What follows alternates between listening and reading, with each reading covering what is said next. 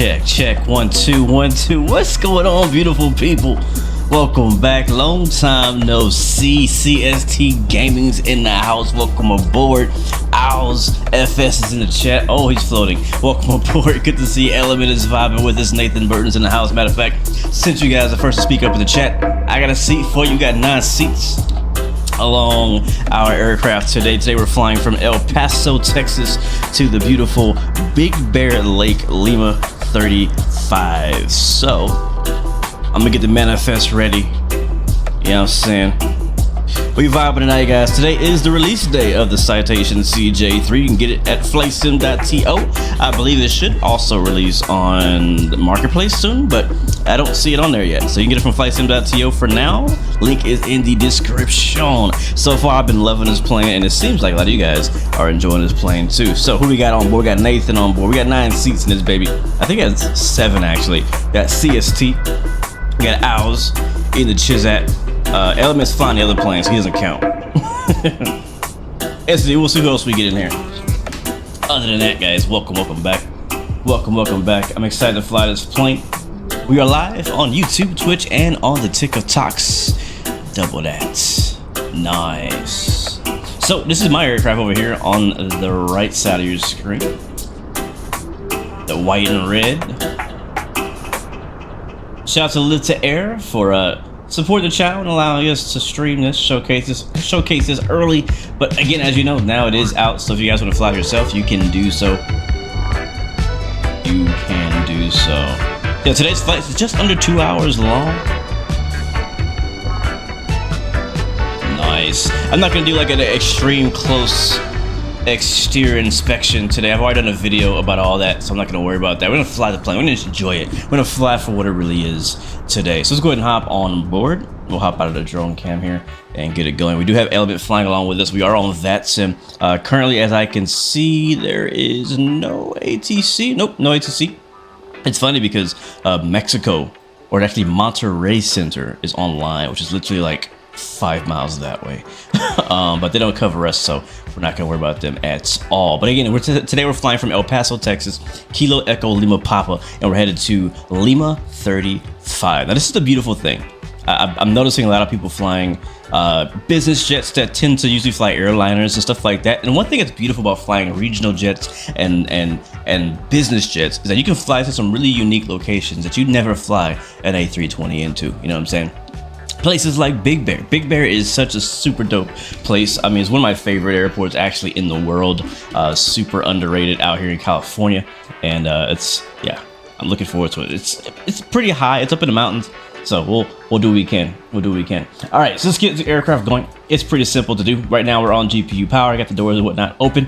We'll assume the passengers are on board and ready to go. So we'll close the baggage doors in the back and in the front, and we'll allow the FBO people to tie up a few things, and we'll leave that door open while we're kind of loading for air and whatnot. So that's good to go. All right, so let's go get our battery on. Right now we're on the dispatch. Actually, we're on GPU, so we don't actually need any of that. So do that. Emergency lights to armed. Standby flight display is on. Beautiful. I'm gonna jump straight into the G3000. Down here to the GTC, and we go to initialization, and we'll go to use sim brief. Go to weight and fuel. And we'll go to payload. We have 7 passengers on board today at an average of 175 pounds. As far as cargo, let's find out what SimBrief is telling us about the cargo. 410 pounds, so we're expecting of cargo on board to our summer trip to Big Bear Lake. What's up, Owen? Welcome to the stream, man. This is the Live to Air Citation CJ3 Plus. It just came out today. So if you're interested, check it out. Link is in the YouTube description. You could also just Google MSFS CJ3. I'm sure you'll find it. Let's actually, before we do this, we need to go to the EFB real quick and actually get loaded up. All right, so let's go back to SimBrief, and then we'll go to load. So it should see El Paso to Lima 35. That's good to go. Block time 2 hours 25 minutes. Cruising at 40,000. I'm a little disappointed we're only cruising at 40. I'm like, that's it. I hit load. We'll go back like so.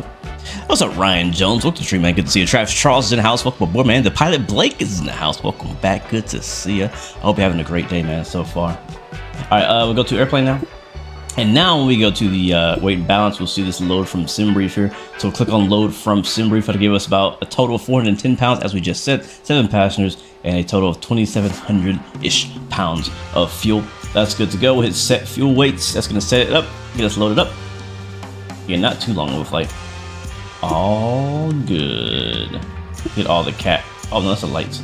Get all the blinds open. Yes, sir. Yes, sir. All right, cool. What's next? Let's go right down to our. Actually, hold on. Let's keep that screen up real quick. We might need that.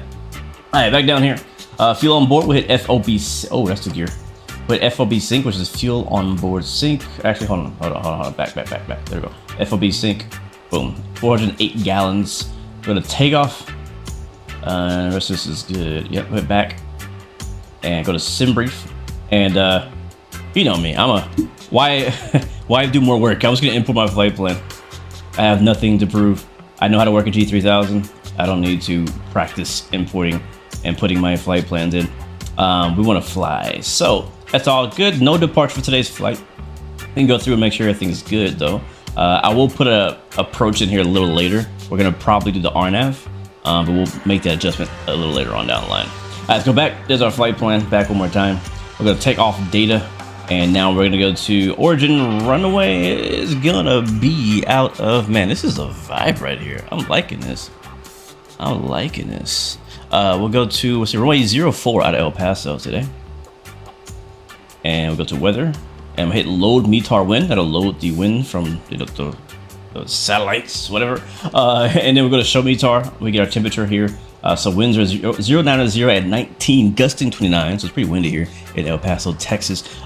Visibility is clear though, scattered at 1,000, that's 11,000, scattered at 14,000, temperature is 232.07, altimeter 3008. So we'll put 008 on the barrel, and then 23 is gonna be our temp. So we'll go temp, 23, and enter. Boom. That's good to go on that page. Next, go to runway. Nothing to do here. Takeoff config. We'll do flaps 15 for takeoff. Everything else will stay the same. Go our takeoff data page. I must have missed something. Hold on. 15 anti-ice. Good. Runway. All that's good. Weather. All that's good. Origin. All that's good. Takeoff. Wait. Why can't I wait? Oh, whoa. Weight limit exceeded. Really? How is that even possible? We don't have an official, profile for SimBrief for this plane, but this flight is not that long. Maybe we have to kick somebody off the plane. Who's gonna volunteer? Who's gonna volunteer to get off of our plane today? Oh boy, we gotta kick somebody off because apparently we're overweight. That's what it's saying. Let's go back to weight and balance. Here, either we could take people off or we could take cargo off. I remember when I worked at the airport. It's so funny. This is legit. When I worked at the airport, we would rather kick a person off the plane than take bags off. No joke. Apparently it was cheaper to take a person off the plane than to take but in this case we'll take one person off. We'll do 6 because that last person was on the toilet seat anyways. Let's see if that makes a difference. Take off data. Nope. This is our takeoff weight limit is 13.88. But our current weight is 10,000. How is that even possible? How are we 10,000 pounds overweight? What plane did I pick in SimBrief? Yeah, CJ3. How is that even? Bro, this is my 5th flight in this plane, and I've never seen this happen. Let's see. Let's just reload everything. Let's reload from SimBrief. Set our weight. That should be good. 7 passengers, total of 1,400 pounds. Fuel 2,700. We don't have a lot of fuel. 2,700 pounds is not a lot. Weight 0 fuel weight. Payload 13,263 is total weight. Let's see. I must have put the wrong number somewhere. It has to be user error. There's no way we're 10,000 pounds overweight. I'm not sure how that's even possible. Yeah, it says 27,000 is our takeoff weight, but Our limit is 13. So how do we get to 27? Okay, let's weight and balance. Let's just kick everybody off real quick. Nobody's flying with us today. 0. Basic operating weight with cargo. Do 0. 0 that out too. I just want to test something and see. 3. Alright, back. Take off. I don't think it's changing. Am I tripping, chat? Your total weight was 11,995. Am I tripping right now? Let's just reset this whole thing. Something's not right. Something ain't right. Something ain't right, I'm telling you. I'm gonna reset everything. This has never happened. You know what? I blame it because I'm streaming. That's what it is. Alright, I'm gonna load this again. Right here it shows, let's see, what's our show so takeoff weight is 13,176 pounds. What is showing here in sim brief. 13,176. Go to airplane. And load, set. Alright. Grab the METAR since we can. Kilo, Echo, Lima, Papa. Beautiful. Alright, back out. Let's try this again. Weight and fuel. Operating weight. Basic weight is that. Payload. If I add 7 people on here, that's a total. Plus 401.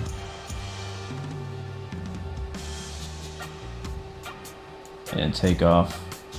408 gallons. Aircraft weight is 27. Why in that? I don't understand. Do load FOB. I did that. FOB sync, is that what you're talking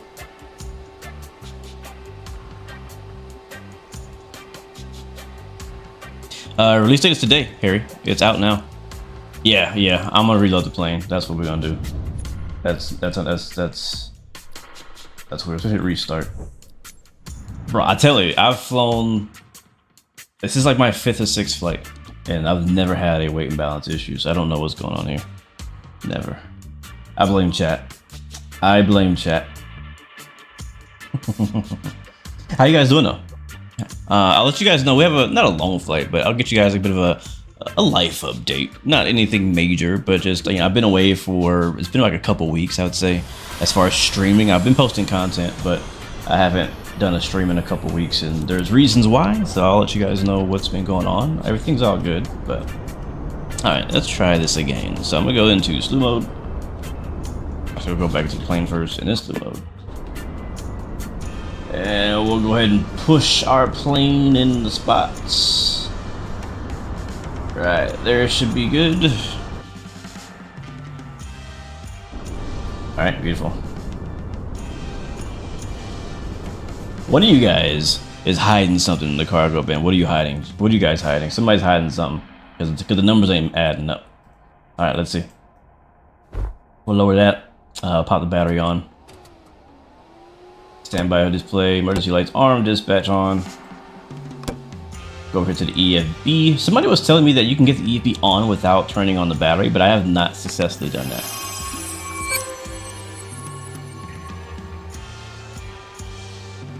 that. Something's messed up because even my empty weight was off. Yeah, it was really weird.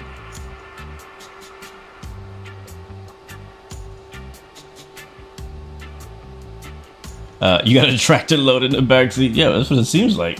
That's what it seems like. All right, let's see if this works this time. We'll go get our ground power so we don't burn out our battery.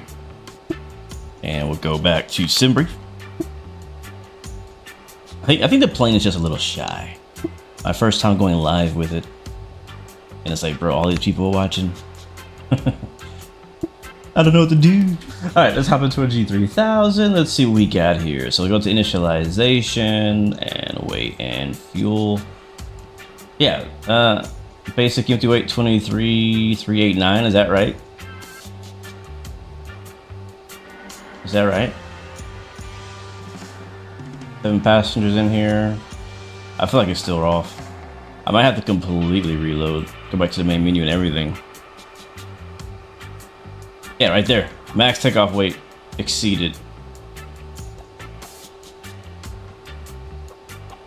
What the heck?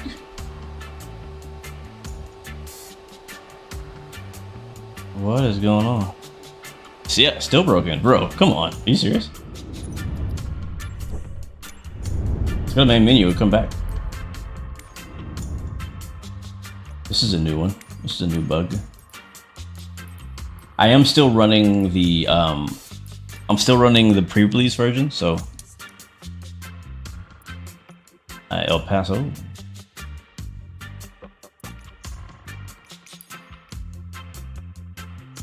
Oh, good idea. Load to a different plane first. If I hop into the default CJ4, let's try that. We're just gonna try to wipe it. Maybe the cache got something weird going on. You know what I'm saying? Let's try that. Let's try that. Alright, set as departure. Start flights. Hopefully it works.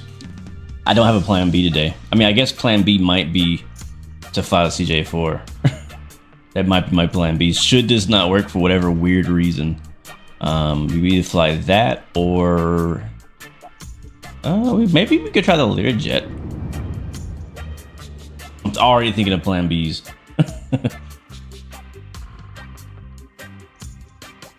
I'm just flying one leg tonight. Or the Piaggio is a good option too. Is it? Don't forget about the Piaggio. All right, we're in this plane. We're gonna leave, go back in the flight, and we'll try to load the other plane and see what happens. Sorry, chat. I'm sorry, guys. Like I said, it's not like I just hopped in here without any testing or practice. Like I've been flying this baby all week, loving it, absolutely loving this plane. I've had no issues. No major complaints except for the ones that I mentioned in my video, which is mainly about the external 3D model. Other than that, I've been really happy with the plane. So surprised now that you guys are watching is like not cooperating. Is the CJ3 feeling much different than the CJ4? That's something I actually wanted to try. I wanted to fly the CJ4 again. It's been a long time since I've flown the CJ4, and I don't know that I've ever flown it in Microsoft 2024. As you know, 2024 did update a lot of flight model type stuff, and the CJ4 did get the 2024 treatment all around. So the CJ4 might be much better than what we remember. Alright, let's move the plane. You know what? Let's not move the plane. Let's leave it here. Maybe something to do with slewing.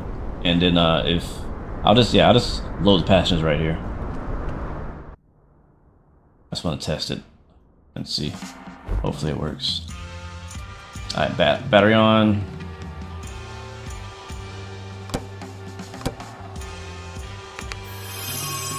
Let's see what we got. Sounds. I appreciate that, Hector. Thank you for being patient, man. I appreciate it, bro. It's gonna be worth the wait, man. It's gonna be worth the wait. Don't worry, guys. We got free. I got on this flight. Anybody who joins us, we have free Chinese noodles and free American burgers for everyone in the chat. So definitely stick around for that. Plus, yeah, it's gonna be fun. All right, let's see what we got here. So actually, let's go to the usual sim brief stuff, right? So go to sim brief. This is our flight plan, right? A little delayed now, but we're okay. We'll hit load. Go back here. I think this part is working correctly because these numbers look good to me. Now notice that this total now says 11,225. Did I say that before? Oh wait, that's what we have on the plane. Hold on. Load sim brief. There we go. Set weight. Okay, so now 13,263. Okay. Let's see what we get here in our GTC. So go to initialization. We'll go to weight and fuel. 23,389. That's what we've been seeing this whole time. Let's not put any cargo. Let's just leave it as is like that. Put a 0 there. I don't know. Hit use sim brief. Let's try that. Bro, what the heck? Use sim brief. Let's see what happens when we do that. If this fixes it, then you're a champ, bro. You're a goat. No, I didn't do it. I didn't make a difference. I believe I hit that the very first time. Let's load up our flight plan and see. I feel bad. Like, I want to show this. I mean, thankfully I posted a video of it working.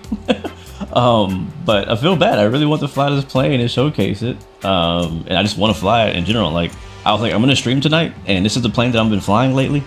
It honestly might take like a whole sim reboot to get it going. And we might attempt that. It might be our last try to get this to work, and if it doesn't, we'll fly something else. I'm starting to warm up to the idea of flying something else. CST says just send it. You know, we know we're good, right? Hey, it shows 2776 there. That's what we need fuel wise. So technically we should be good. The only issue we're having is that it's not allowing us to have V speeds. That's the only problem we're having that it's causing with that problem. Let's see if we go in here, if anything makes a difference. Was it 23 or something? I don't know. Put a number in there. Takeoff config, no ice, flaps, takeoff data. I'm kind of with CST on this. Like, maybe we should just send it. Maybe we should just send it. I can't even click on takeoff data now. What? Oh, I didn't put a runway in. That's why. That's why. Runway 4. Yeah, we got takeoff data. Yep. That is so weird. So weird. Is there anywhere else in the plane that I can see my weight, my actual gross weight currently? It says we're loaded up. Everything is on the plane already. Our zero fuel weight is showing 10,497. Our total weight, based on our load sheet, is 13,263. But here, which would be definitely within the takeoff weight, 13,263. For some reason, it thinks, all right, we're just gonna send it. We're just gonna send it. Hopefully CFC is not a bad influence on us. We're just gonna send it. I don't need V speeds. It thinks just lifts off on its own. I don't need it. We'll accept initialization. All right, flight plan's already good to go. We'll leave that as is. Are we on? Let's get back on VATSIM again. We're gonna send it. If anything goes wrong, we'll divert, land somewhere else. We're pilots, right, chat? We know what to do. We know how to handle these situations. What's up, Jerry Brooks? Welcome to the stream, man. Hope you're doing well. Hope you're doing well. All right, we're not gonna let any more delays. All right, so I think we're done here. All right, so next up we'll do the checklist. Checklists are pretty easy and straightforward. So circuit breakers are all in. Hold on. There we go. All right, circuit breakers are all. Actually, I want them on my right screen. Actually, let's do that. Checklist. Put this on the map. All right, flight plan has been filed. We're on VATSIM. We may have some ATC around LA, but none out here in Texas. Other than that, we are good for startup and all that. All right, so checklist. So cockpit items, circuit breakers are all in. They don't work on this plane. Fuel transfer is off. Left and right boost switches are set to normal in the down position. Anti-ice are off. Windshield heat is off. Parking brake is set. Throttles are in the down and off position. The standby flight display is on. Battery is on. Emergency lights are on. Landing gear is showing 3 green. You can see that there. We are on GPU, and we have the lights we need. Let's get the time change to what I had it set in the beginning of the stream, which was like way back here. Maybe a little farther back. Yeah, 1800 I think is fine. All right, cool. Weight and fuel is set. Initialization page is set. There's an issue in the G3000. We'll have to get an update or something like that when we get to the next avionics shop. All right, parking brake is set. Before engine start checklist, we'll talk removed. I think the door is closed. Let me see if the door is closed. No, main door is now closed. I should have done that myself. Yep, door is shut. We'll go ahead and kill the music and enjoy the sounds of the Citation CJ3. Again, chat, sorry for the delay and thank you for your patience. Yeah, I don't know what that issue is or why it's happening. It's never happened to me before. I'll have to bring it up to the dev guy. Cabin door is closed and locked. Engine is all green. Cast messages checked. Let's actually hop on 1, 2, 3, 4, 5 here. All right, here we go. And we have 25 volts. Air conditioning is off. And engine starter is going to go on. We'll start with engine 1, because why not? Get a view of that. Sitting here at Millionaire in El Paso. If you guys are just joining us, we're in a Citation CJ3 by Live to Air, just released today on Flight Sim TO. I think that's the only place you can get it right now. Alright, clear on 1, starting 1. Alright, as soon as the N2 starts moving, which it has, you can put the throttle into the flight idle position and take a listen.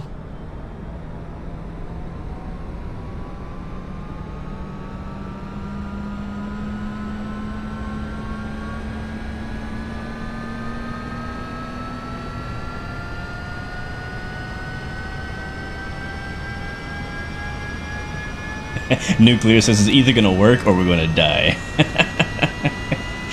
Check as a last resort the Microsoft Flight Sim 24 EFB fuel settings. I'll check that. Who's winning, Cass? Warriors or the Timberwolves? What's up, train and airplane galore? I love your videos, but is it okay if little people like me like trains and airplanes? It is nothing wrong with that, man. I am just with you.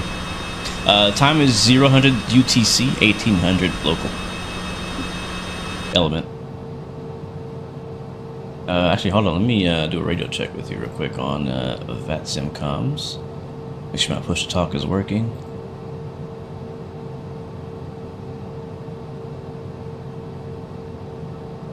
Radio check on Boom Boom Room. Oh wait, that's the wrong freaking frequency. Hold on. I was the wrong frequency. 1, 2, 3, 4, 5. 1, 2, 3, 4, 5. There we go. Alright. Good start on 1, starting 2.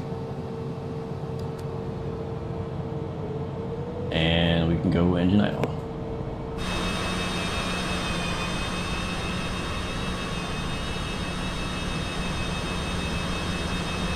It's pretty good looking plane. Boom, boom, radio check. Lima Charlie, boom, boom. Boom, boom. Boom, boom. Oh man, good stuff.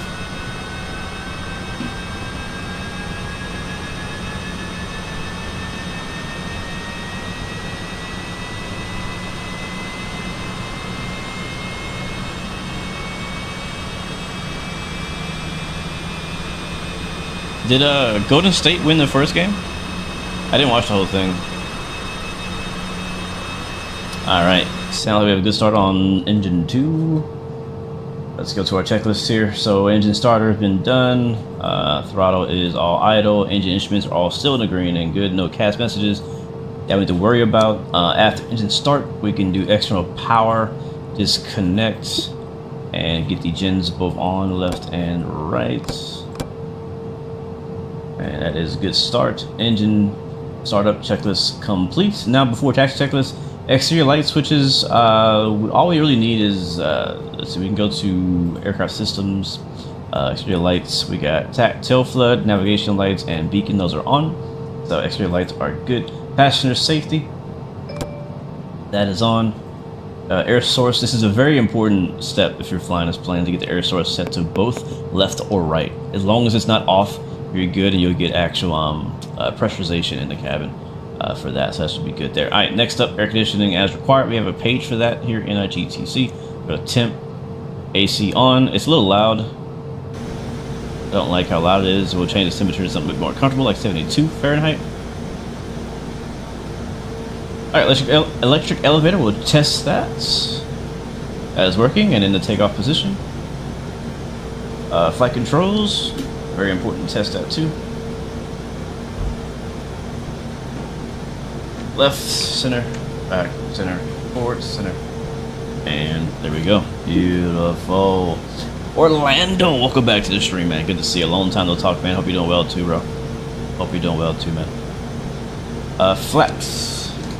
It'd be 15 for takeoff. V speeds, we're not worried about that today because we're hoping that everything is good. I mean, there's got to be somewhere on here to show us our actual weight. I could have swore there was a way to see it here somewhere. I see my fuel weight. I don't see my gross weight over here. We should be good. Alright, brakes. We are ready for taxi. Back to homepage. Map. How did you guys get the map on this first screen over here? If I can figure that out real quick. I've never done it. Is it PFD settings? No. Traffic inset, PFD settings. PFD mode full. Oh, there we go. Oh, that's sick. That's sick. And I assume I operated with this guy up here. That doesn't work. I think it's just mirroring this screen over here, right? No, it's not. Runway 4, I believe, for departure today. Where is that?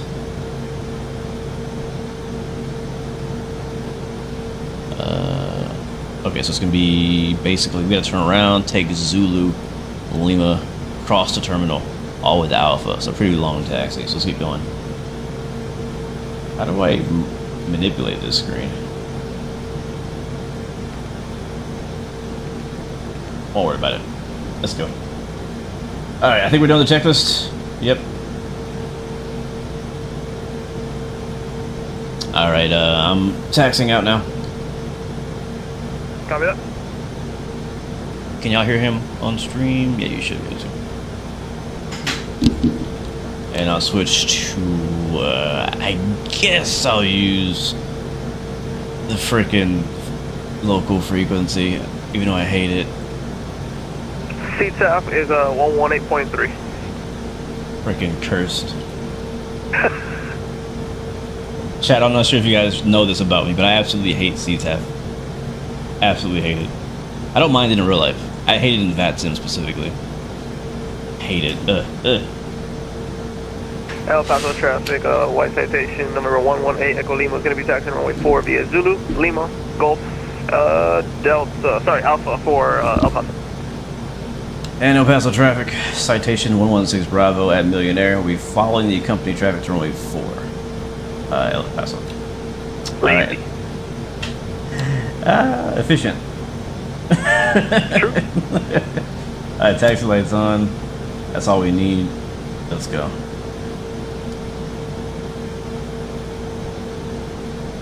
Alright, we got a little left turn.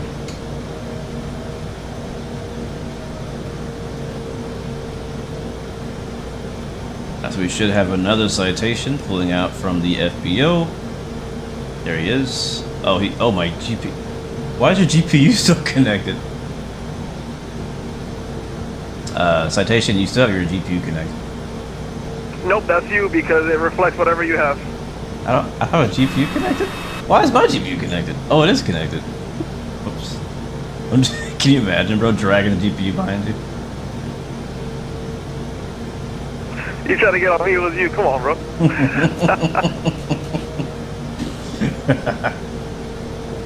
Oh, man. Like what you see is just a reflection of you. Alright, there's the taxiway right there. Yeah, plane, it taxis nice. I love how it feels. I love how it feels. It doesn't feel super twitchy. A lot of GA planes and business jets tend to feel really over responsive on the ground and in the air. And Live to Air did a pretty good job. For your reference, my apologies. So we have similar weights. Rotate speed is around 98 today. Copy that, thank you.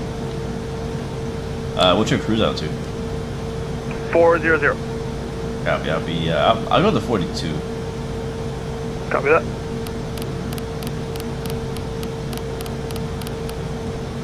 For separation. What's up, Sheed? Welcome to the stream, man. Welcome aboard. We are currently at El Paso. We just left the Millionaire FBO, taxiing up to runway 4, and we're planning to head to Big Bear Lake, Lima 35 in California. It's about a 500-600 mile flight, just under 2 hours of airtime.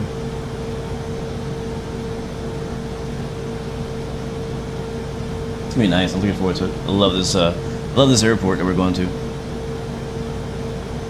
One of my favorites to fly to in the U.S. I don't go there too often because I don't often fly the right type of plane to get in there. It's best to fly a, you know, like a business jet or a smaller prop plane in there.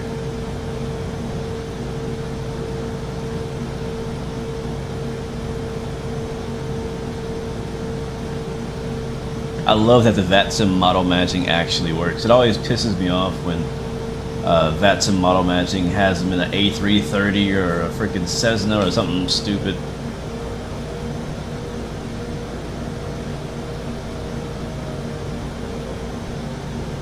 Doesn't take much throttle to get her moving though, I'll tell you that. We are using live weather today, but as far as time, we've rewinded time back to like 0000 at UTC or 6 o'clock at local time in here in El Paso. So we have a nice daytime landing in Big Bear. It's too beautiful of an approach to do at night, so we'll switch that for daytime.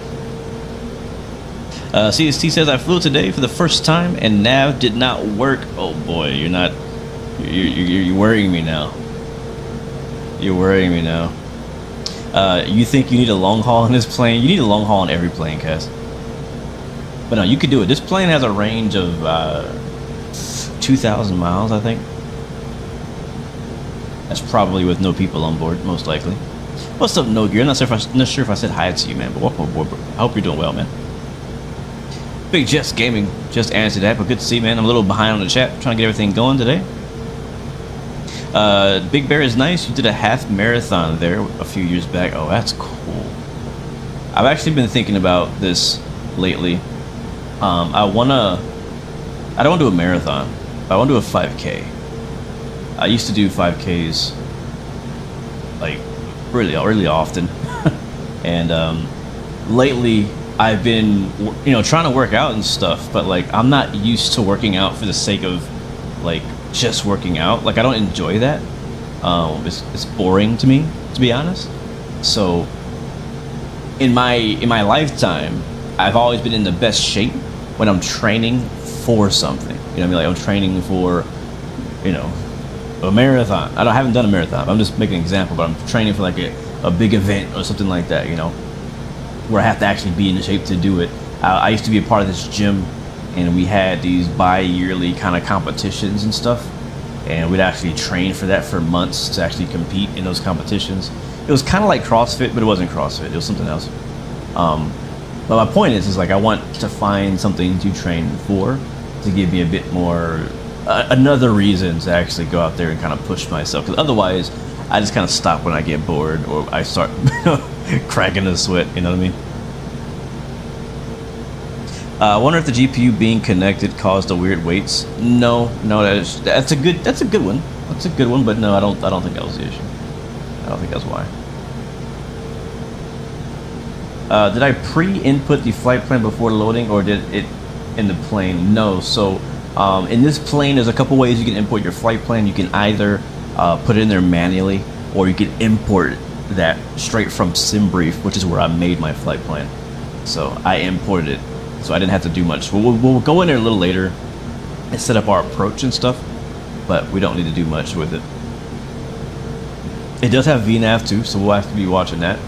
Where are we going? I'm following the blind right now. Let me get my charts out.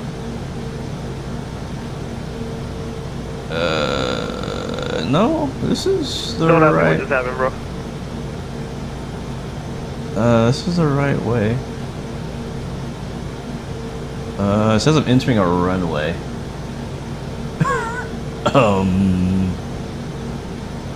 That can't be right. I think it's true though. See, you should have trusted me. It is true. I'm in a runway. Oh no, power deviation. Why is there not a? Oh, there is a hot spot here on the chart. On the chart, there's a hot spot here.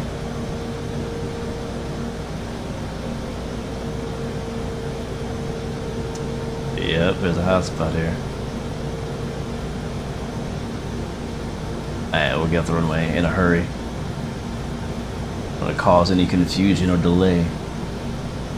I don't see him anymore.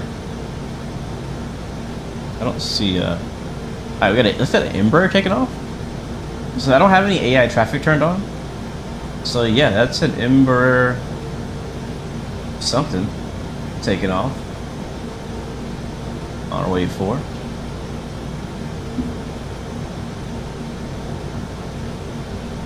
I hope his sim didn't crash. Oh, there he is. I think it's the LOD thing. Look at the low haze you got in the mountains over there. And Twain, this is El Paso by, dang it, who made this scenery? The link is in the description. You can get it from the I&I Build Store, I believe. Alright, Delta, alright, cool. What is the weather Burning Blue again? Designs. Sorry, Dominic Designs. Yeah, Dominic Designs is the one who made the scenery. That's really nice. I've been here a bunch of times. I don't think I've ever flown here in an airliner though. I always fly here in a business jet because I really like the FBOs they have. The Atlantic and Atlantic Air. Okay. We're number 2.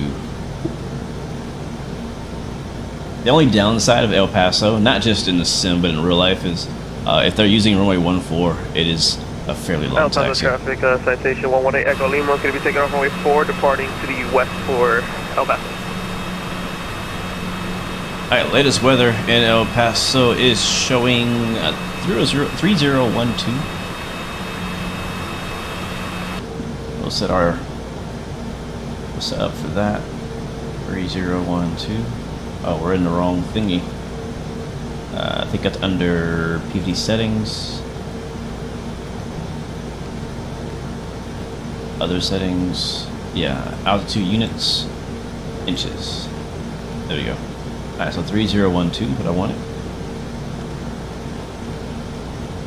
Set one time. I change this one? I don't know. 3012. I gotta do it over here too, dang it. PVD settings, other settings, altitude units, inches. Back, and 3012. I know you can't see that, but it is now set. Let's check on him on our departure. I think he's clear. El Paso traffic, Citation 16 Bravo, lining up and waiting on runway 4. El Paso. Alright, in the meantime, so we're gonna go straight up to 42,000 feet.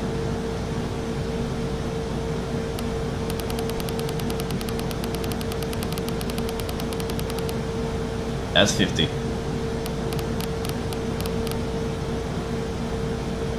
Oh, the scroll wheel.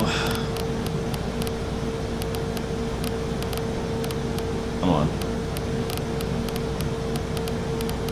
There it is. Alright, sweet. Alright, land lights on. Anti-collision lights on. Everything else is good there. Heat-o heat. 1, 2 on.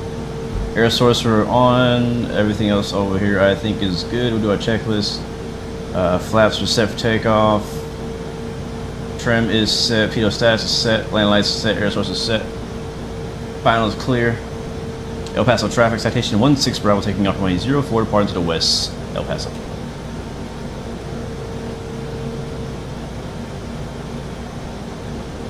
What's up, Ty Floyd? Welcome to the stream. We are flying Citation flying a Citation CJ3 as a private airline, or not airline, a private business jet airline. So we're not with an airline. Here we go. Full throttle. Let's go. Heading sync. Airspace live.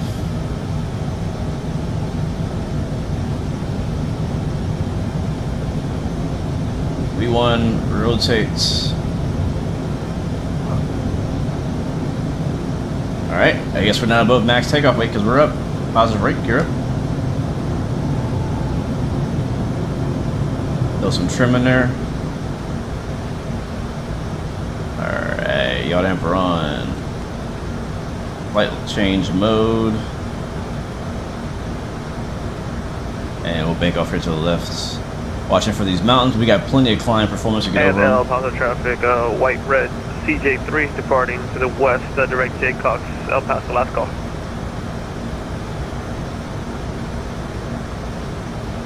Come on.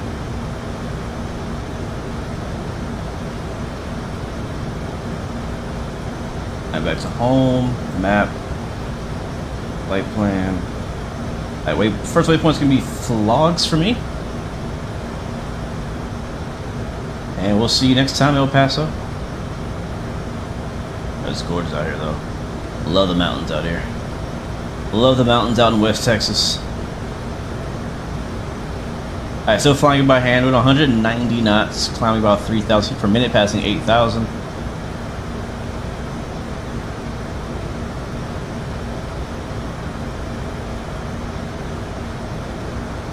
El Paso traffic, Citation 16 Bravo, airborne, departing the pattern on the upwind, or downwind, last call, Citation 16. It's a train depot right there, train yard.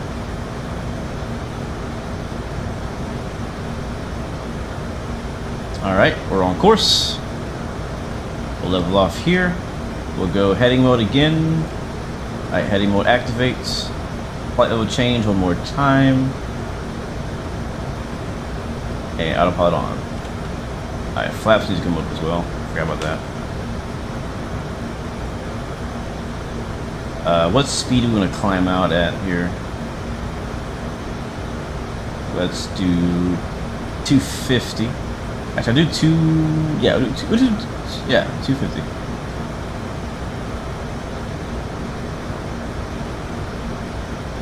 Around there is good. Alright, and already we're in the suit.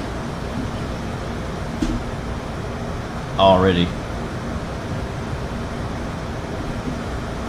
Bryce, this is the Citation CJ3 Plus with the G3000 in it. That's why they call it the Plus. It's a map view. Zoom out.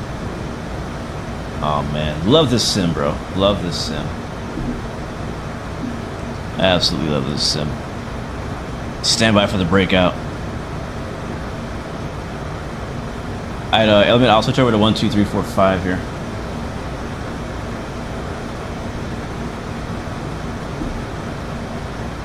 Alright, let's go ahead and hit nav mode. Oh, we're fast. How'd that happen? How did that happen?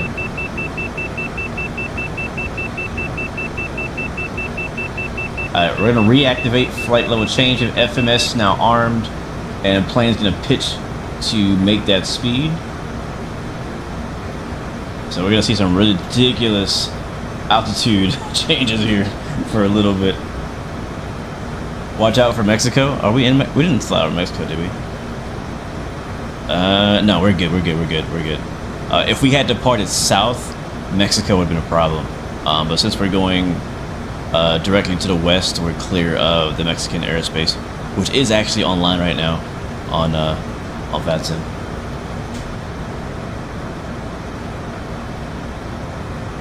Bryce, where did I get the CJ3? Is it new? Yes, it is new. It just came out today. You can get it from flightsim.to on their store. It's not on the marketplace yet, but I think it will be pretty soon. I thought it was going to drop today on the marketplace, but I didn't see it. Captain Clatt, we're headed to Big Bear Lake, Lima 35 in California. Ah, this is gorgeous. Let's get an outside view. Let's get an outside view. We up.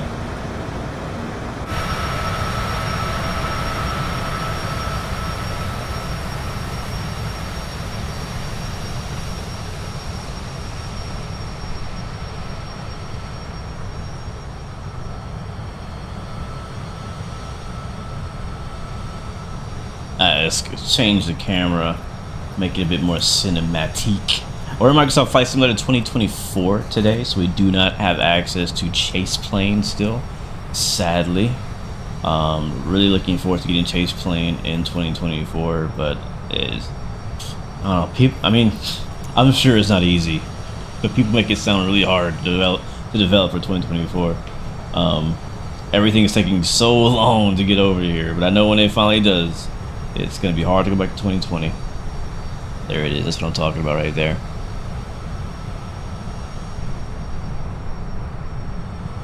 You originally purchased Microsoft Flight Simulator. Is there a way to transfer to 2024 for a discount, or is that going to be separate, equal? Yeah, that's going to be a completely separate purchase. You don't get the only way that they relate to each other between Microsoft 2020 and 24 is that, so say if you bought the premium edition of 2020, then in 24 you're going to still have access to all those planes you had access to in 2020. You just add on the 2024 planes. That makes sense. So yeah, that's the only way they relate, but you do not get a discount for buying the new sim or a transfer. Ace Fly Wings is in our house. Welcome to the stream, man. I hope you're doing well. Welcome aboard. Good to see you. Train and plane. What's the sim called? It's called Microsoft Flight Simulator 2024. What we're flying in today. It's available on Xbox Game Pass, the Microsoft Store, and Steam. You know what else we got to talk about in today's stream? GTA. We got to talk about it. We got to talk about it. But right now, we are climbing out of El Paso, headed for Big Bear Lake in California, passing 31,000 feet already. Let's put a bit more speed in that.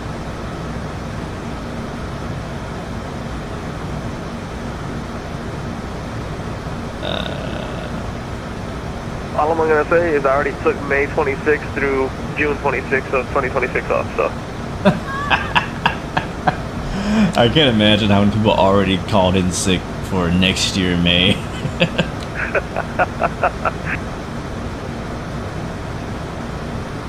have to put that on my calendar too. Like, yeah, don't ask me for nothing. No birthdays. Like, I need like a whole month. Yeah, I know for a fact my car's gonna break down exactly that day. I don't know why, but I just know. We need to start saving up, right, for the whole week, so we don't like, you know, be at a loss on our jobs. I've already got that month paid off, man.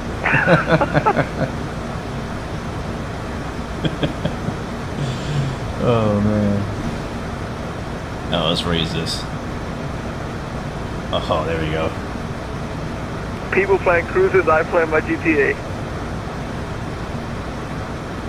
Sorry, what'd you say?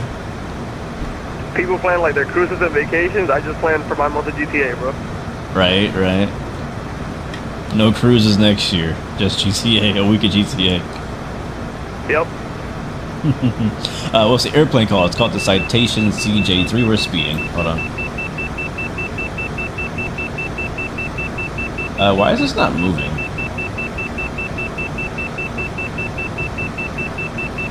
Oh, there it is. Now it is. We're all right. Don't worry, chat. We're good. We're good. I can't. Isn't it like 230? I think is like kind of like a good speed to stay at. I can't remember. I can't remember. Nope. I didn't want to exit the plane. I'm just kidding. Keeping any newer GTA away from my house, that's a money pit. Yeah. Honestly, GTA is going to be a pandemic. That's literally what it's going to be. The next world pandemic. No Gear says you're considering taking a break from sim racing. I need a change of pace, and I think flying with you and others again would be perfect. Honestly, bro, I think that's a great idea.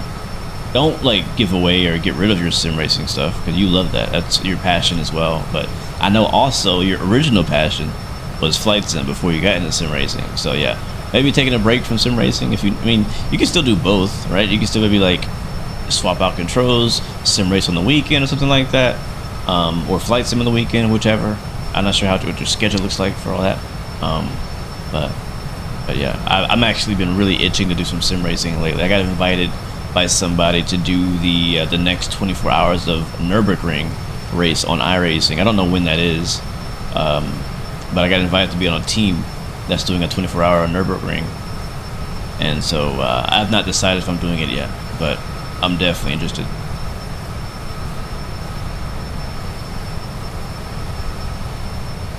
Nobody's working that way. National GTA Day, legit, bro.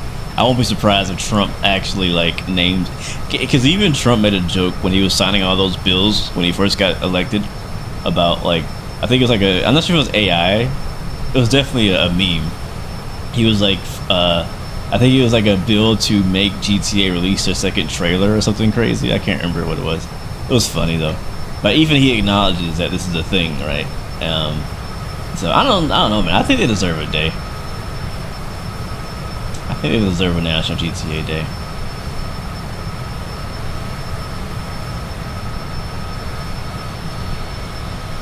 What's going on, Mike Sesh?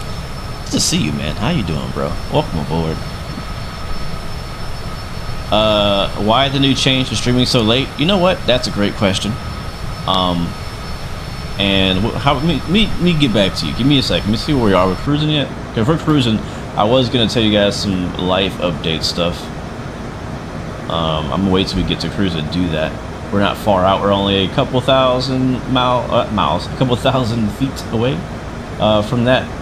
How do I change this screen to other things?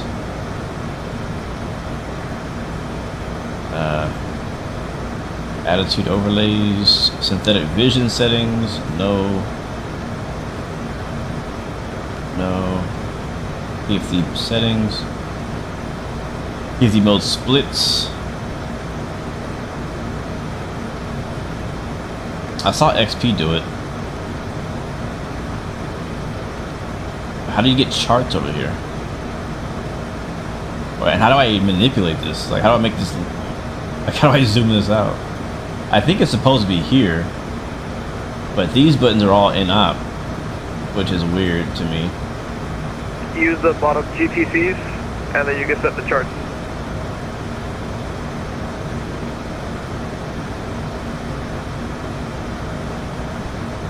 Alright.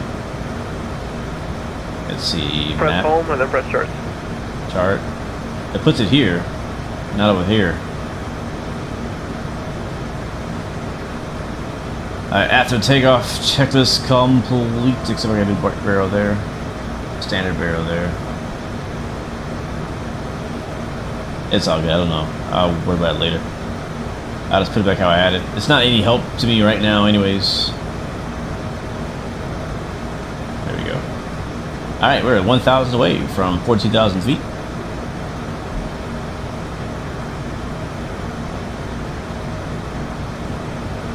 Elon probably told Trump to do a live stream on that day playing GTA from the White House.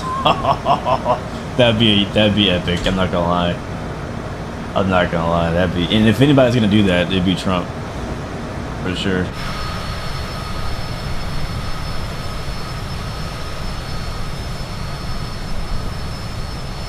Touchdown, Timmy R2. You fly the Boeing 777 in the sim or in real life, or both.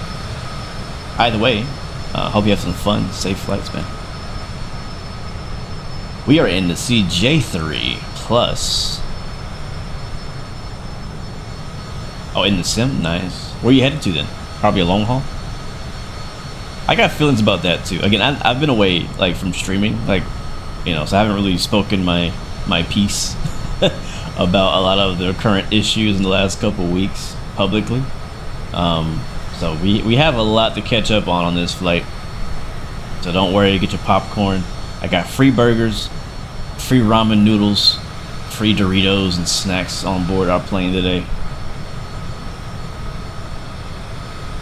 Touching down, Timmy, you're headed to Amsterdam. Very nice. You flying KLM, I assume?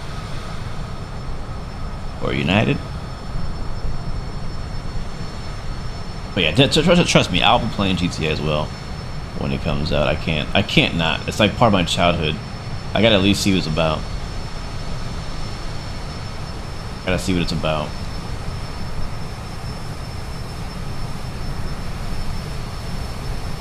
What's my fuel state? I mean, we should be good. We're at 2269. Alright, we are cruising at 42,000 feet. We're bringing throttles back. You don't necessarily just put them in the cruise. You just gotta find a sweet spot for it. So that's all you gotta do. We're doing Mach 0.74, which is about the max cruise speed. Thank you, Golden Dragon, for becoming a member on the channel. Let's go. Made it to the stream and it's been a month already. I appreciate it, man. Thank you so much. You're at 1860 and you feel naked. Alright, let's get this thing settled. Last time you flew a CJ, chips, coffee, and soda was the only thing you offer. Well, guess what? Our company, they're ballers. They got it made. You know what I'm saying? They take care of our people and our customers, and you about to find that out here in a second. Alright, we're cruising. I think I found a sweet spot. I did not remember to take my landing lights off. That's okay. Safety, passenger safety, go to off there. I'll just leave it. They know what to do. What else? That's really it. Temperature's already set. Pressurization is doing its thing. Yeah, cab altitude is like 8,000 feet. So we're good. Got plenty of oxygen on board. Alright, cool. We're cruising. So we are en route to Lima 35. That is Big Bear Lake. I am going to just zoom this out a little bit. Like so. And we see it's showing that we are about 40 or full. Is that the destination? That's not the destination. That's what. Yeah, that's coming to the next waypoint. So I don't know how far we are. We're on Volanta too. That might help me out. Volanta says we are hour 16 out. No ATC here where we're at right now. We're currently flying over New Mexico. We'll cross it to Arizona and then LA Center. We might, if they stay on long enough, talk to LA Center and even Palm Springs approach on the way in to Big Bear. That'd be pretty sweet if they stayed on. But, you know, it's VATSIM, so they get off whenever they want. So I'm not going to be dependent on that. But that's all good. But, since the plane is taking care of itself, we can kind of back here, make ourselves a quick coffee.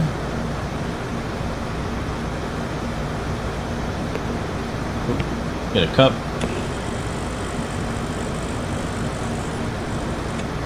Alright, put that in our seat.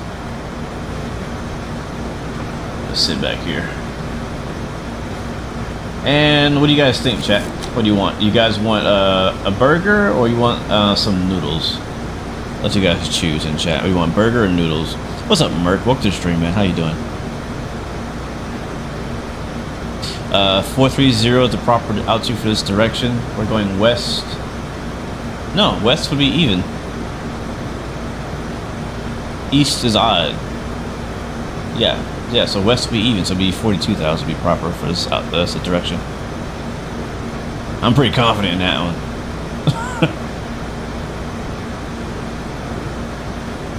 Do you do anything with online flight companies like Walker Air? Yes and no. I got back in the FS Economy. I was gonna bring that up in the stream as well. I got back in the FS Economy, which is a lot of fun. Outside of that, I'm doing a pilot's life, which is sort of like a virtual airline, but not really. I got burgers in chat. Sounds good. I got burgers in chat. We'll do burger. I'll get some noodles too. I'll give you guys some noodles on the other chair.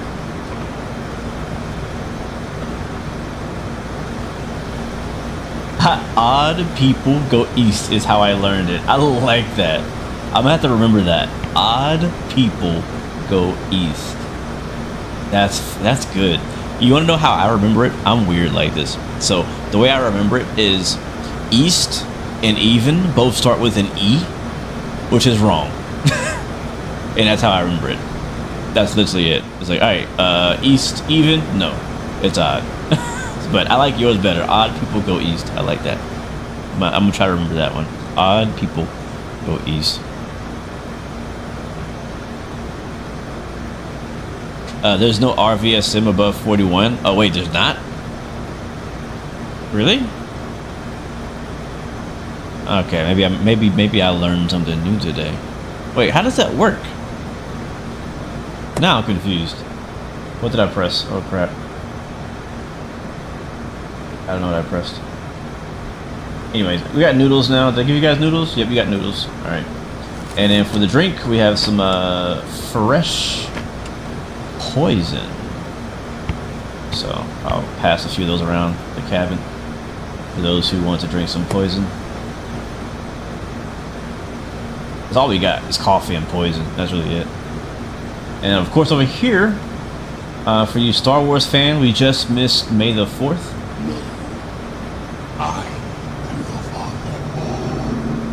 Not sure if you can hear that, but yeah, there you go.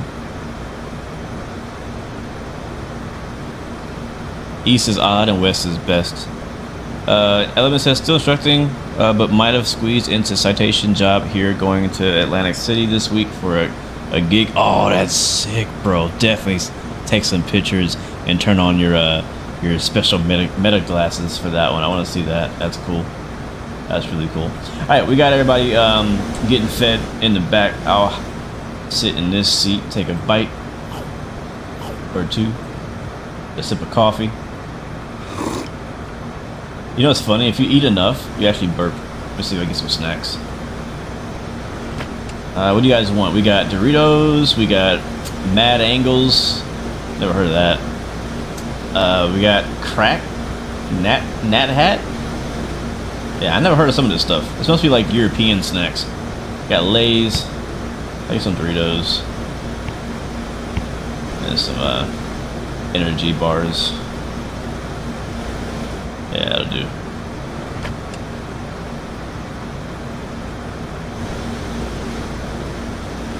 I like this one too from Ryan. He says for the nav lights, it's red it right, but it's wrong.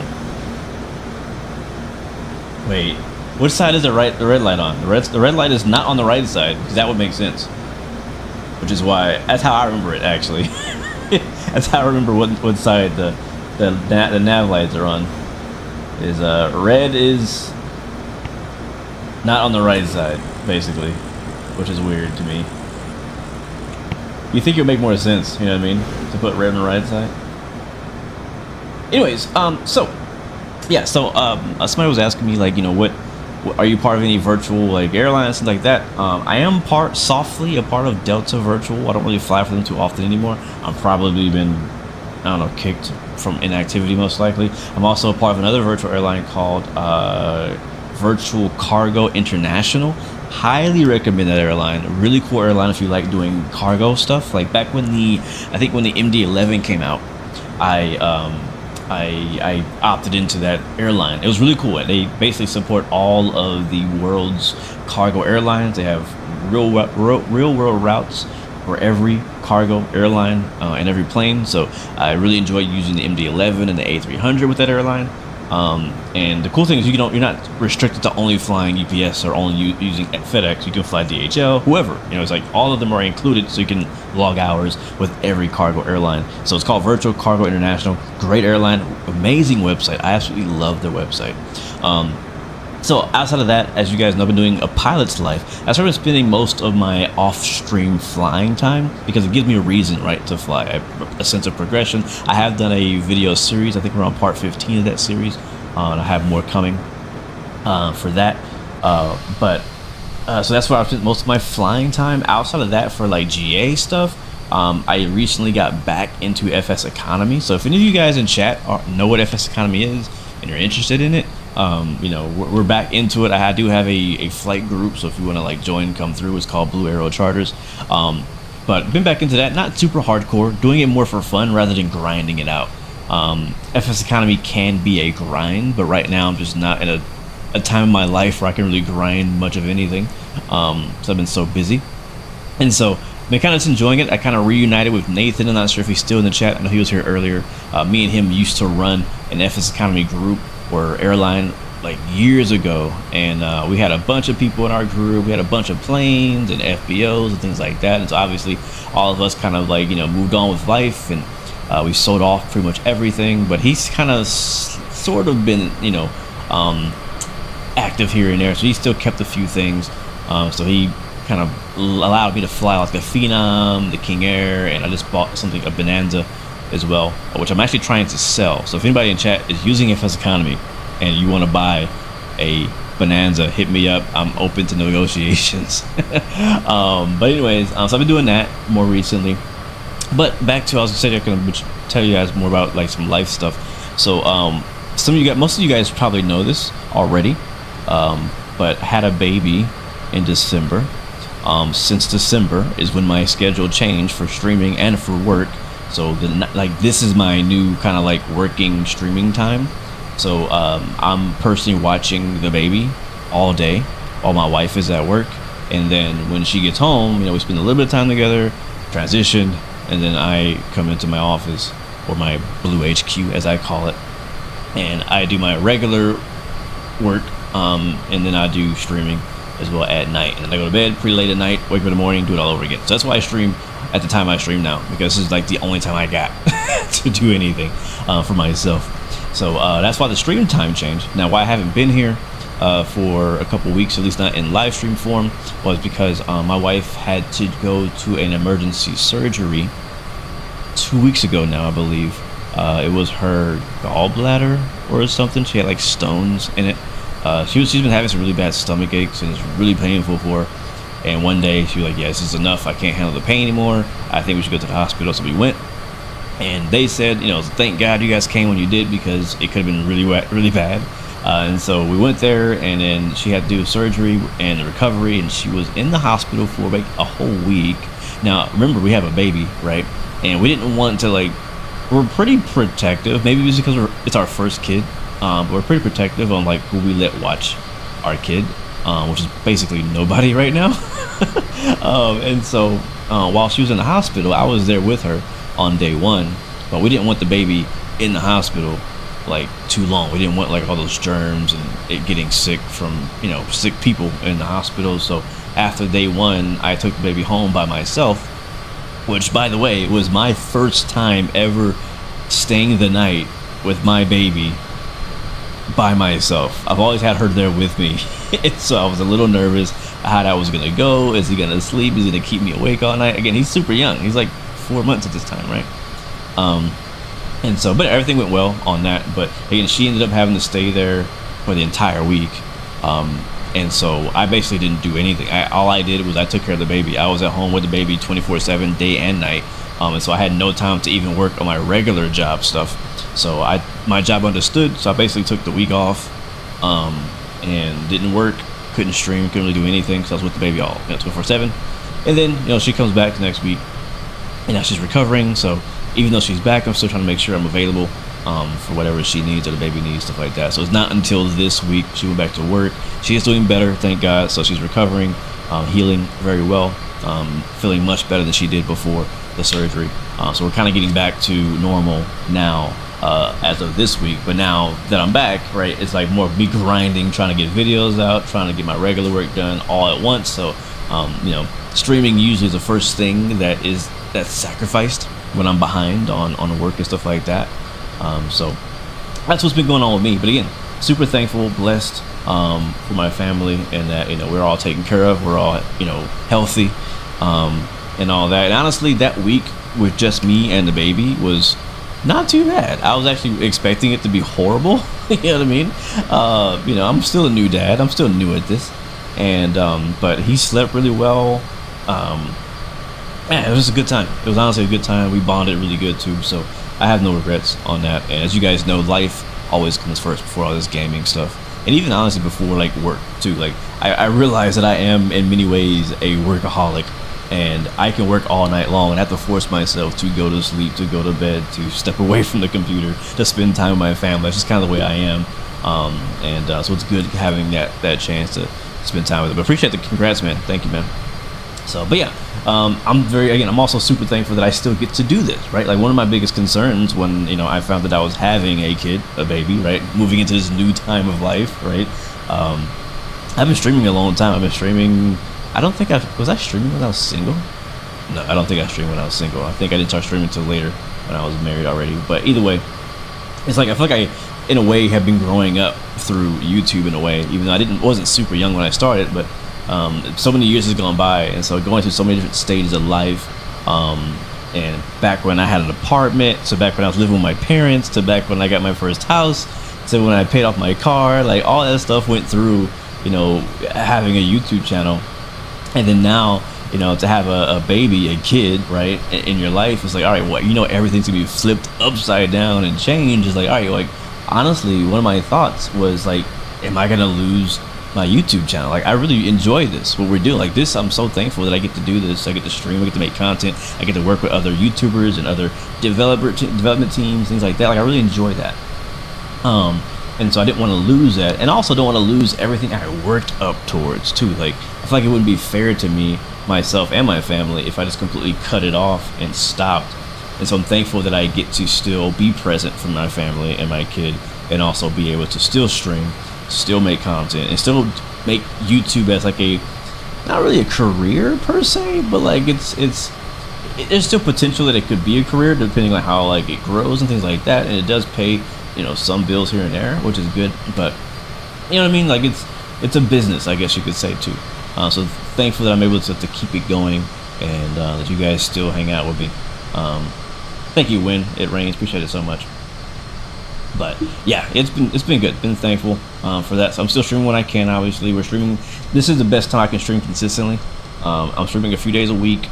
The nights that I'm not streaming, I'm either just working on my regular work because I'm really busy with that, or I'm working on videos. Like, I was up, the video I posted for this plane this morning, I was up until 3 o'clock this morning finishing that video. That's how late I was up. So today was a pretty long day.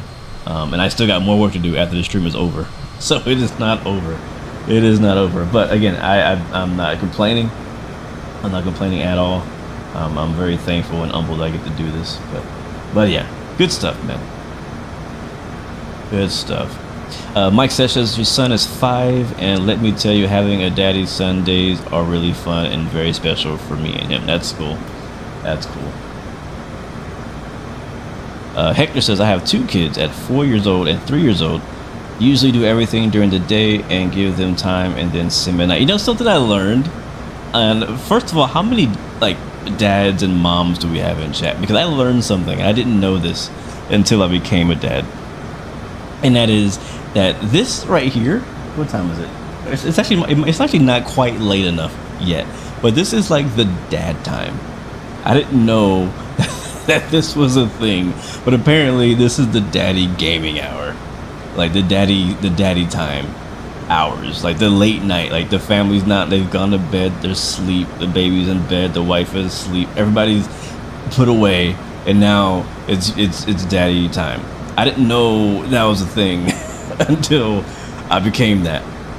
So I think it's so funny because I've seen like memes, I've seen other people I know, and like they all play late at night because that's the only time they get to themselves.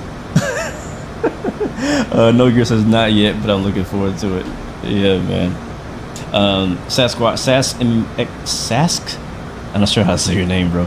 I had 3 kids, 21-year-old daughter and 16, 13-year-old boys. Your son is next to you gaming right now. Sweet.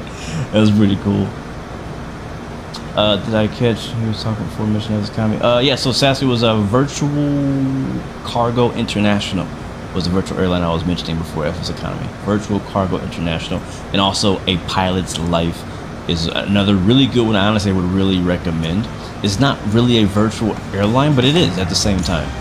If you haven't heard of Pilot's Life, basically, instead of you like signing up on a website to only be part of like Delta Virtual, you sign up for a Pilot's Life, and within a Pilot's Life, all of the real world airlines exist, and they kind of have like their own companies inside of the inside of this app.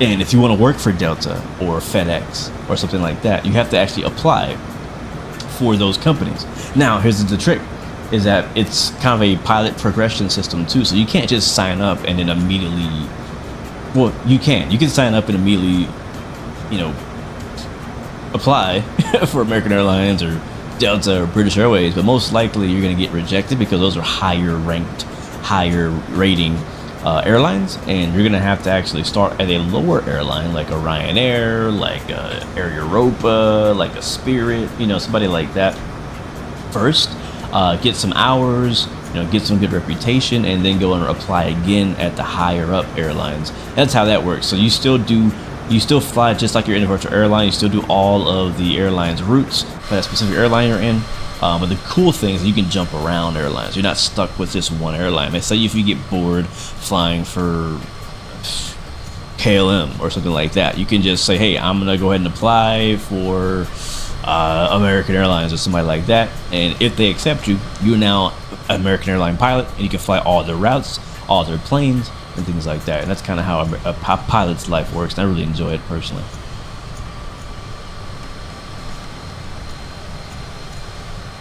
You heard the CJ3 was trash? I would not call it trash. Why are we bouncing? Ugh, turbulent. I wouldn't call it trash at all. I think it's a good jet. I think it's my favorite part about this jet personally, and I mentioned this in my video too, is this part right here, is the cockpit. The cockpit looks great. I love the G3000. I love the modern avionics in a business jet. It reminds me of the Citation Longitude as well. It's the same type of setup, but a different plane. So this is my favorite part. Now back here, there's a lot of just kind of like stuff for fun to do during cruise, right? So we have like snacks you can take a munch on, right? You can eat some noodles.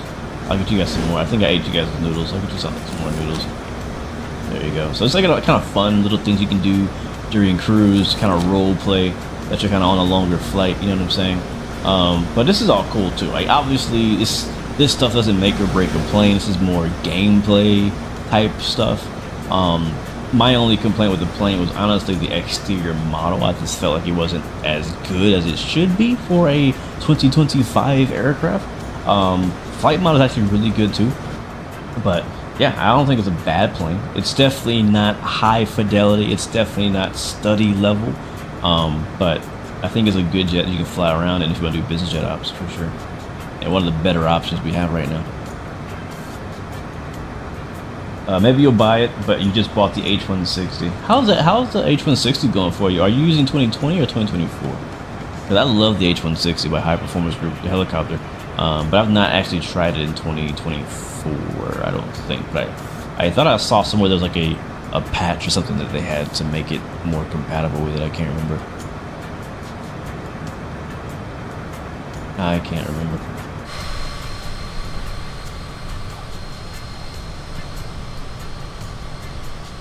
Mike says this is why we're all here watching the stream. I'm watching the stream as my wife and kids are asleep.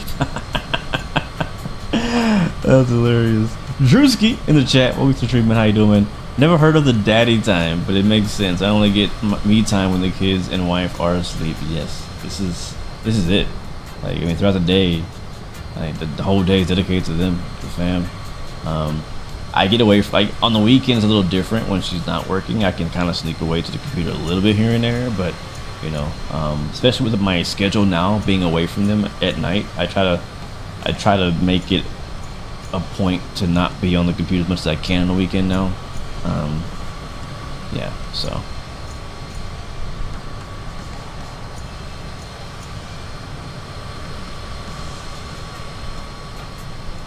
Senior Captain is level 1 for United Airlines in a pilot's life. Nice. I'm not too far away from becoming a captain myself. I think I'm like maybe I don't know, 10 hours away or something like that. I might be changing airlines again. I'm not sure. We'll see.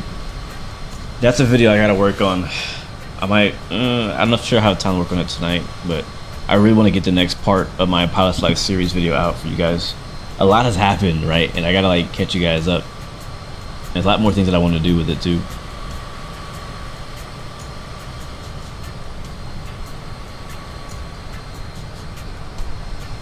That's why I used to use it to give me purpose and gives me routes I don't have to think where to fly. Yes, exactly. That's one of my favorite things about Pilot's Life is it gives you a schedule too. Like it'll give you it'll give you a 10 flight schedule with your airline. And you can skip flights if you don't like some of them too, but it gives you 10 flights, so you don't have to think about, oh, where am I flying next? You already know where you're flying next before you even land.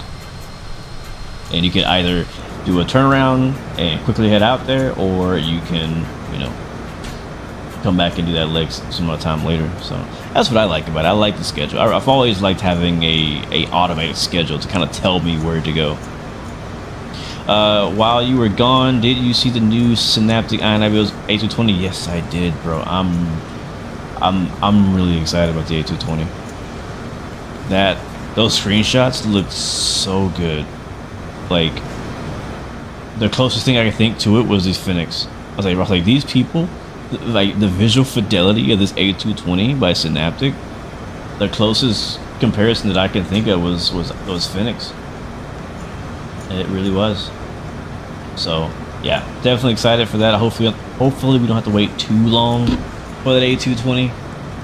I say Phoenix wrong. Was it Phoenix? Phoenix? Phoenix? Phoenix?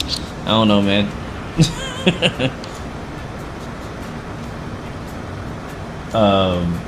But yeah, so yeah, I'm excited for the A220. What else happened? The 777-200 ER dropped. I kind of made some posts about my feelings. I ain't gonna lie to you guys, I was pissed. Still, honestly, I'm still upset about it. And I got mixed. I made a post kind of venting that I'm basically mad at PMDG for dropping this plane at $77 again with no loyalty discount or anything. And that's the really main issue I have. Like, if they charge $70, $80 for it, yeah, I think it's worth it for a one-off plane. But if I've already bought, you know, the 300 and the freighter, which actually I have not bought the freighter, but for people who have already bought, you know, the other variants of the plane, I think they should get a loyalty discount, give them, you know, 50% off or something, at least. And so that was my biggest gripe about the 777 pricing, personally. The other thing too was, I don't like that they priced it at 77. Was it 72? So $77.72. The reason I don't like that is because it just shows you that PMDG know that they can charge you whatever the heck they want and you'll buy it. Like, there was no thought process like, okay, we gotta do $77 or else our company's gonna die. It's gonna sink. It's like we can't stay afloat. Like, our budget is not gonna make it for the next year if we don't charge $77. Like, no, they could have charged us $60, $50, and probably be walking off to the sunset with all their developers, right? But no, they chose to basically make it a meme and say, hey, we're just gonna call it 77.72. Like, if it had been $75.99, I wouldn't be complaining. I'm like, okay, that sounds like you probably thought really long and hard on what to charge for this plane just to make sure your people are paid, you know, at $75.99. That's a typical price for a thing, right? But $77.72 just shows that, hey, they probably bumped the price up a little bit just to make it cool and think that they're clever by making their price match the name of the plane. That pissed me off. That was the main thing that pissed me off, was that, I don't know, it just seemed arrogant to me, to be honest. So I only have all the 7.3s. Jesus Christ. Yeah, and the 777-300. Jesus Christ. David Barletta says, question, I got Microsoft Flight Simulator 2020, just got a new PC. Does the PMDG 737 transfer over? Yeah, it should. Oh, if you bought 2024. No, so the PMDG 737s are not compatible with 2024. So no, but whenever 2024 does, well, whenever they update the 7.3s to be compatible with 2024, we don't even know. They're probably going to charge us money for it. They're probably going to charge us $73 for the 2020 version of, what the heck is that? Oh, they're probably going to charge us $73 for the upgrade fee to the 2024 version. That's my guess. That's not confirmed. But, yeah, so if you just bought a new PC and you already had 2020 on your old PC with PMDG, yeah, you're fine, man. But if you're trying to get PMDG into 2024, that is not yet compatible. That is not yet compatible. You're waiting for the LR. Hopefully it'll be cheaper. Doubt it. It's probably going to be $77 again, which is stupid. I hate it. Sorry, you guys are making me mad about this all over again. I'm getting mad about it all over again. Like, just give us a freaking discount, man. Come on. Like, are you guys really struggling for money that hard? I mean, I know they've only released 2 planes this entire year, and they're not even new planes. But come on.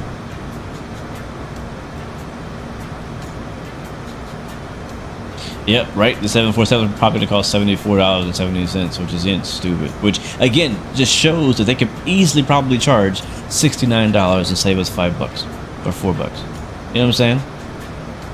Like if I was selling a product and I'm like, all right, so this phone, let's talk economics, chat. This phone, okay, this is a bad example. This Xbox controller, right? I think you could probably buy this on Amazon for like, I don't know, I was making something up, $50, right? $50. How much do you think it cost them to make this thing? Probably 10. That's my guess. Probably cost them like 10 actual dollars to make this. And so they're making 5 times profit on every single Xbox controller that they sell. Now, if they do a sale on this Xbox controller, they can be like, hey, we're gonna do a sale on Amazon for Xbox controllers, or let's do $40. That's $10 off, right? They're still making 4 times profit. They're not going in a hole at all. They're fine. And so knowing this cost me $10 to make, I'm gonna sell it for 50, trying to make 5 times profit. And I'm like, all right, what's the Xbox controller? Let's make it let's see. Xbox 360 was a thing back in the day, right? Let's make it $36. I don't know, it's stupid to me. I don't know. I don't know if I'm making a good example here, but I think it's dumb. Super odd question: which version of Microsoft Flight Sim 2024 did I end up getting? Trying to figure out which would be best for me. I got the Premium Deluxe Edition. There's one more edition above that called, what was it? What was the one above that? There's regular, standard, there's deluxe, there's Premium Deluxe, and there's something else. Oh, the Aviators Edition is the next one. That one I didn't care for, so I got the Premium Deluxe Edition. That's the one I got.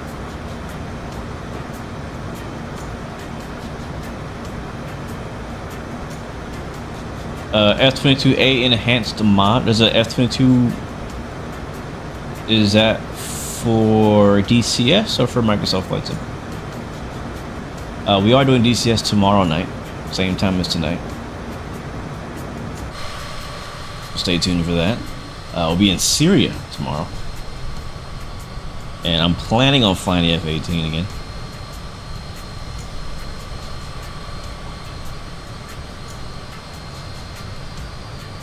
You're very welcome, No Gear. But yeah, what I recommend, No Gear, I think is between the editions, I would either get the standard, the regular edition, or go for the Premium Deluxe Edition. I don't think the Deluxe Edition is worth it for what you get plane wise.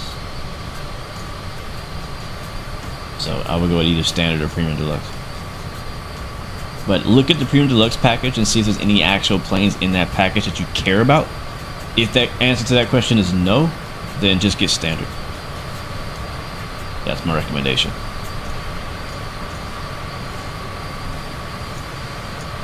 Yeah, they think every flight sim is rich. That's very far from the truth. Very far from the truth.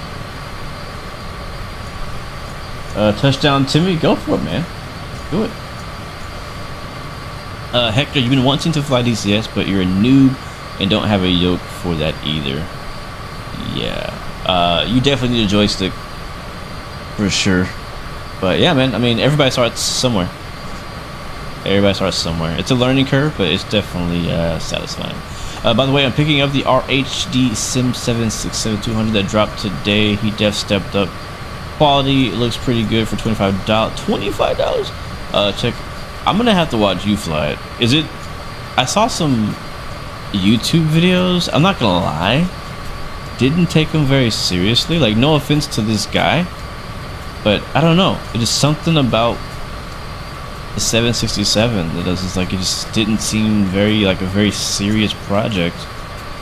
But let me know what you think about it. 'Cause I definitely would like to have a 767 in the sim, and if it's only $25, if it's actually good, yeah. I am looking forward to the 7.5. I know Bluebird is also making a 7.6 as well, but that's going to be a long time from now. So if we can have something to stand in the gap, you know what I mean, it'd be nice. Do I have the BAE 146? I actually do, but I haven't flown it. Actually, I think I flew it like once. I think I started it once. But it's a lot of work, it seems like. But I've heard such good things about the BAE. Like, from what I hear, the BAE 146 is probably one of the best planes in the sim, period. From what I hear. By Just Flight. But it's just, I don't know, I just can't get around spending the time to learn how to fly it. No Gear says, I agree. I think I'll be modding in or buying most of my planes, probably just to go stand. Yeah, that's what usually happens. In Microsoft Flight Sim, the majority of the planes that you will actually end up flying will be third-party add-ons that you either buy or download. So, yeah, don't stress too much about trying to get the Premium Deluxe Edition, because most of your planes are... I don't fly most of those planes now anyways, which is sad to say. Have I seen the Dirty 30? I did, and I was kind of... What do you guys think about that? I'm on the fence about buying it because the way they announced it, they were saying, hey, we have this really cool C-130 we're releasing, but it's not done, and that's mainly what I saw. So I was like, should I wait for that to actually be in a better state, or should I buy it now? It's kind of what I'm wondering. What do you think about it in the fly? Have you tried it?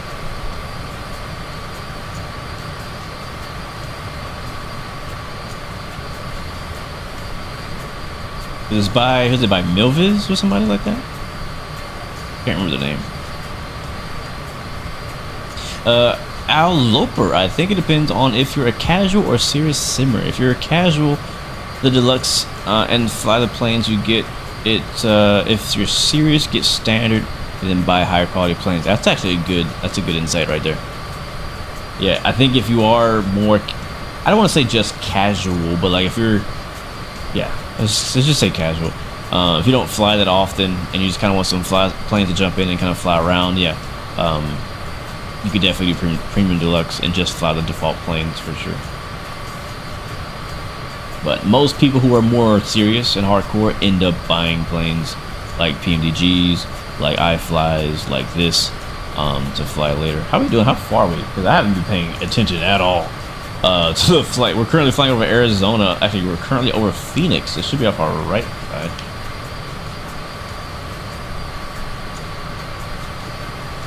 I think down below us is the city of Phoenix, Arizona. And just a heads up, all of our coverage is gone, so we'll be on Boom Boom and CSAF until we get there. Yep, I figured that was going to happen. Yep, I think that's the city of Phoenix right there. Yep, and there's an airport behind us. I'll blame Mikey.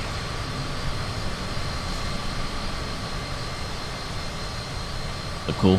But yeah, LA Center did go offline, so we're not going to have any ATC coverage going into in the Big Bear, but that's all good. It was basically expecting that already anyway, so not a big deal. Not a big deal. You work a lot, and just to go fly a plane that requires more work. Yeah. The Bravo Aerospace 787s are working on 24 now, by the way. Oh, cool.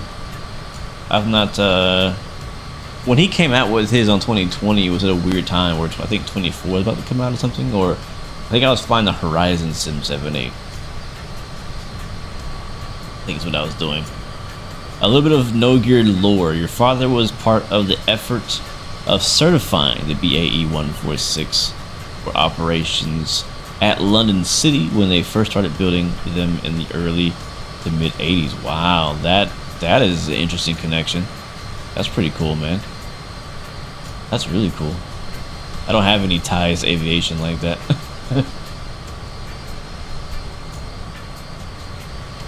Yobi Tritus, your boy Tris, sorry, just joining on TikTok. We are flying to Big Bear Lake. We're currently flying we're flying over Phoenix, Arizona. We left from El Paso. We're showing 38 minutes away from our destination today. If you don't know where Big Bear is, it's just north of Palm Springs and just east of San Bernardino in the mountains, or east of LA, you could say. Bat, seriously, this is the CJ3 Plus. Just came out today on Microsoft Flight Sim 2020 and 2024. But yeah, a lot's happened since we last streamed. A lot of things. 777-200 dropped. A220 screenshots. C130 released. What else? What else? Something else happened. Something else that's gone under the radar. I feel like was the Bonanza F-33 from Coronado released last week, which I've not seen anybody streaming or flying. I did end up picking it up myself and buying it. I don't know how I feel about it. Let me see what Element thinks. Hey, what do you think about the Bonanza F-33? I've been enjoying it. At the end of the day, it's a Coronado aircraft, and Coronado shines when they shine in the selection of the aircraft they choose to do, right? Because it was a little market that kind of needed to be filled with that aircraft. But I mean, it's a Coronado aircraft, and it's good enough, and I actually enjoy flying it a lot. So I haven't had any issues with it. Gotcha. Yeah, I feel mixed about it. I think visually it's beautiful. I think sounds are just okay to me. I thought the sounds would be better, to be honest, especially at cruise. The sounds seem really dull to me. I could be wrong. Maybe I don't know what a Bonanza sounds like. But there's like no variation, I guess, to it. It kind of sounds like one single track. Somebody's asking to see the cockpit. I gotcha. But other than that, I mean, I love that it has the GTN 750. Oh, another thing I will say, it's kind of nitpicky, but the fact that they kind of got rid of their little tablet to put it into the actual sim, like the little 24 tablet. I wish it would have both options. So like, as in all the features, like the what you call this, the canopy and the flags, that you could remove them on or off, because once you take them off, you can't put them back on. That's a nitpick, but yeah.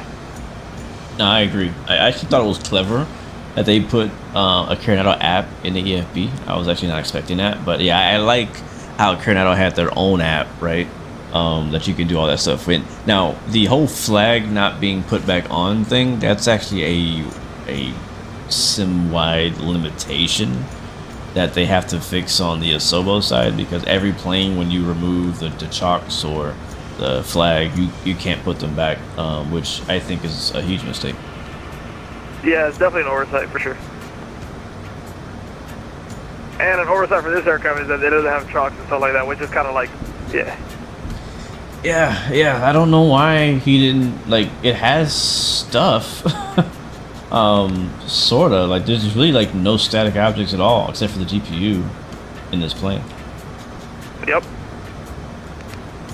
So I don't know why he decided not to do that, but, yeah. So yeah, the Bonanza came out last week. I was actually really excited about it. I ended up buying one in FS Economy because that's how excited I was about it. So I want to fly it. So definitely gonna spend some time flying it. Not sure if I'll do a stream or a video of it. I don't know if it's that exciting of a plane. I don't know. Not sure if I love it enough. Here's the thing too. I've been spoiled, guys. I've been spoiled by the Comanche. Like when it comes to GA planes, like propeller GA planes, I've been spoiled by the Comanche, spoiled by the Black Square, Duke, and TBMs and things like that. And don't forget FS Reborn as well, and his Meridian M150. Like planes like that are so good. So when I go back to fly a Coronado plane, it's kind of crappy. I'm not gonna lie. Like if you compare a Coronado, hold on, let me say that the element.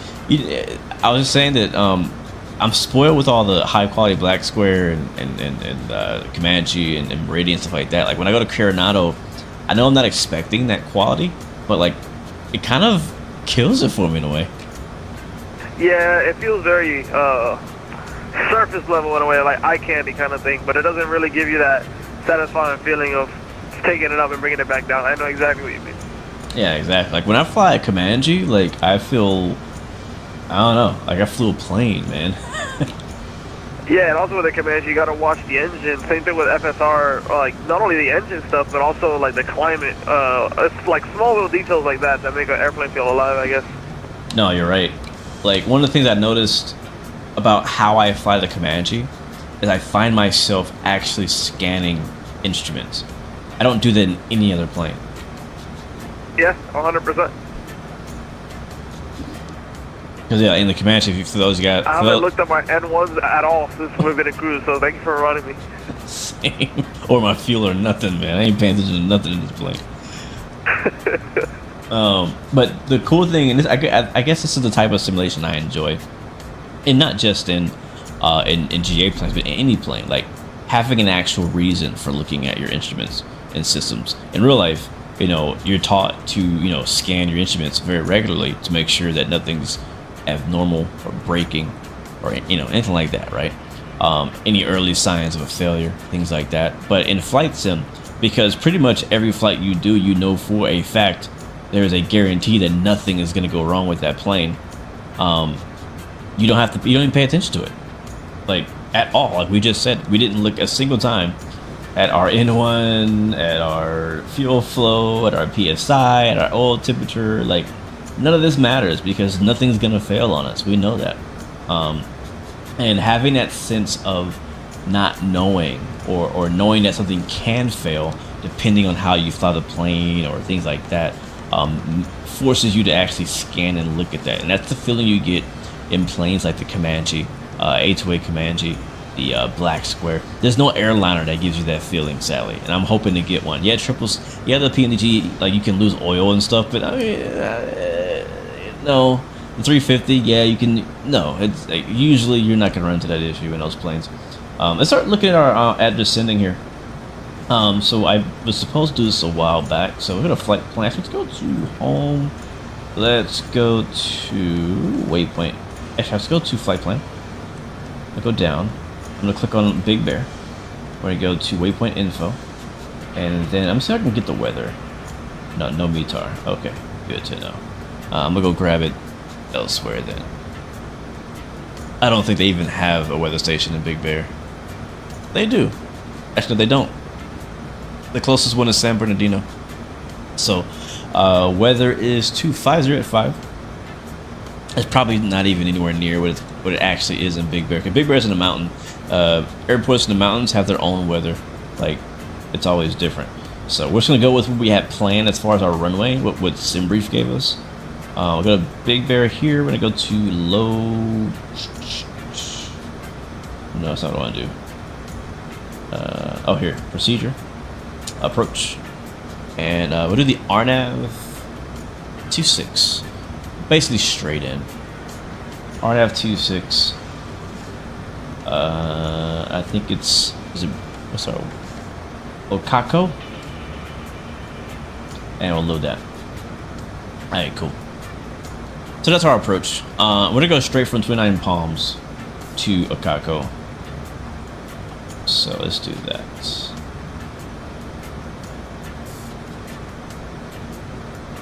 Alright, there's 29 Palms. I'm gonna delete Peon.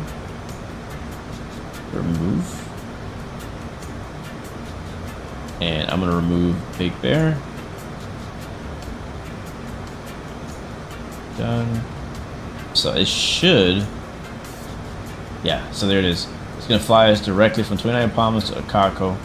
Now we see our top of descent at Papa Kilo Echo. Hope that's not too late. I'm gonna double check this with my actual charts, which we could also pull up here too. Go to charts.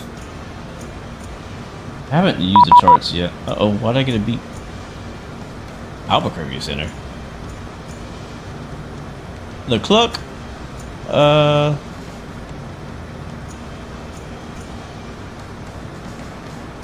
Albuquerque Center's popping. Apparently. Yeah, we will be in their area for like the next 5 minutes. Alright, so they're on 1328. So we'll hit them up. Albuquerque and LA Center. Oh, that's surprising. Good to know. Alright, well, I'll see you in Albuquerque. Copy that.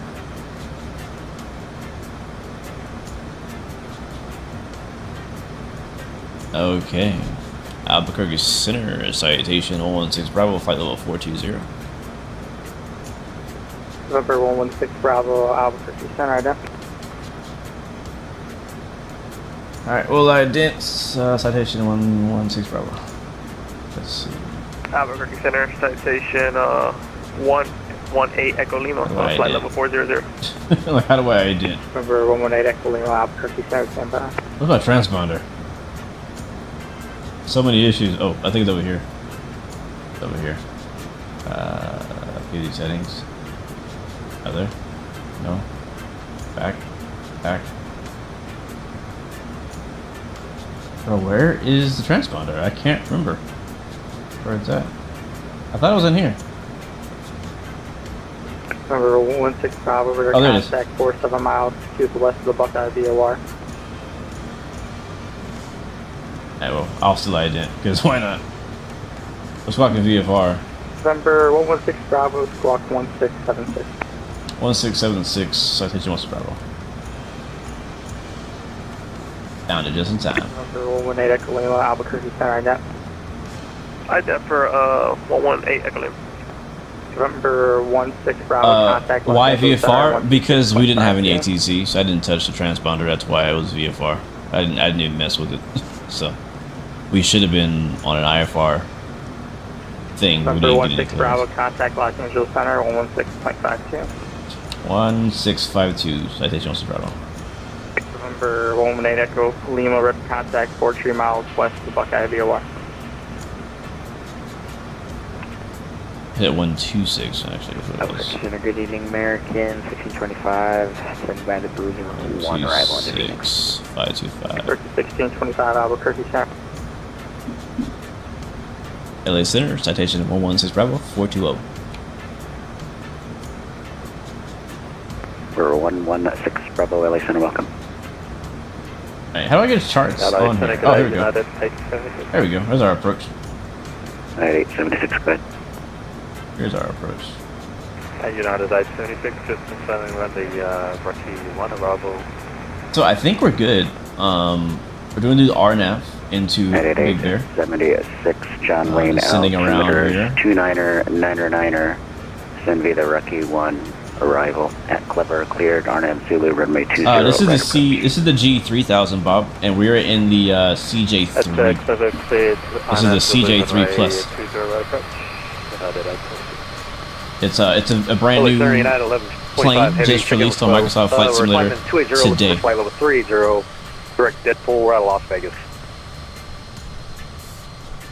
At 11:25 LA Center, climb and maintain flight level 380. Maintain flight level 380, United 1125, heavy. LA Center, citation 118 Echo Lima, flight level 400.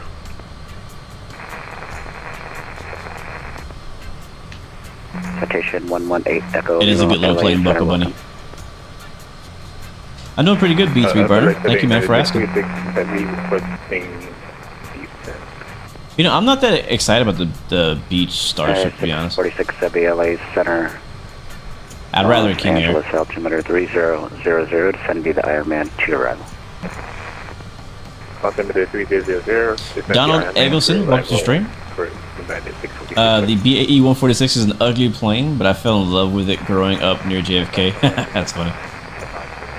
Did we ever get around to bush flying? I recall you making a post on it a couple weeks ago. No, I haven't done it yet. That's still in the list of things to do.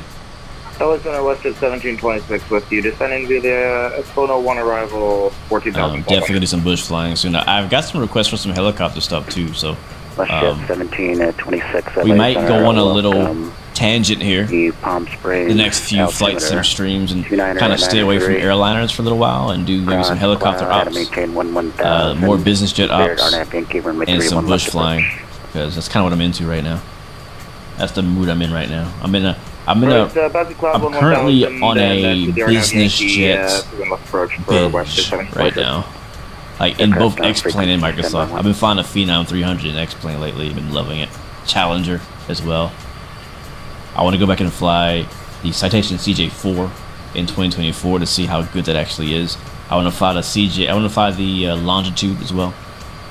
The Learjet's been getting a lot of updates, so I kind of want to go back and fly all of the business jets and find out like what is my new favorite now. Like, because right now I'm really enjoying this one so much to like I'm really hesitant to calling it my favorite, but I want to go fly the other business jets to find out like is it my favorite or do I like something more than this. Night later, welcome to the stream, man. Good to see you, man. Glad you made it home safely. At 11:57, radar contact 23 miles west of Elkie. See ya. I need it. At 11:57. Buckle Bunny says you're headed to Vegas from Jackson Hole in the CJ3 right now. How you liking it, man? How's it treating you? Southwest 587 with you, 15,000, descending via the Hollywood. Yeah, the outside textures don't look great. I do agree. That's one of my main complaints about it. Southwest 587, LA Center, welcome. You got low fuel warning? We'll check on ours. 3000 at CView clear. Yeah, I think the reason why people are getting that is because we need a sim brief profile for it. 24 right approach, Southwest. What's up, Captain Howdy? Welcome to the stream, man. How you doing? Los Angeles Center, United 327, looking to pick up by far to Oakland. He says the CJ3 is far better, but the Phenom 100 is really good. Really? 327 PDC. The Phenom 100 is actually good? I've never flown that one. Heavy. Thank you. I always kind of thought that plane was like, kind of like a low budget crappy plane that that's on the marketplace, but is it actually good? Interesting. He says Phenom is better, and then the Honda Jet as well. Don't forget about the Vision Jet. Vision Jet's one of the best biz jets we got in Microsoft. Cass says you'll be waiting for us at L35 to watch us land. Nice, man. Get some good pictures for us, bro.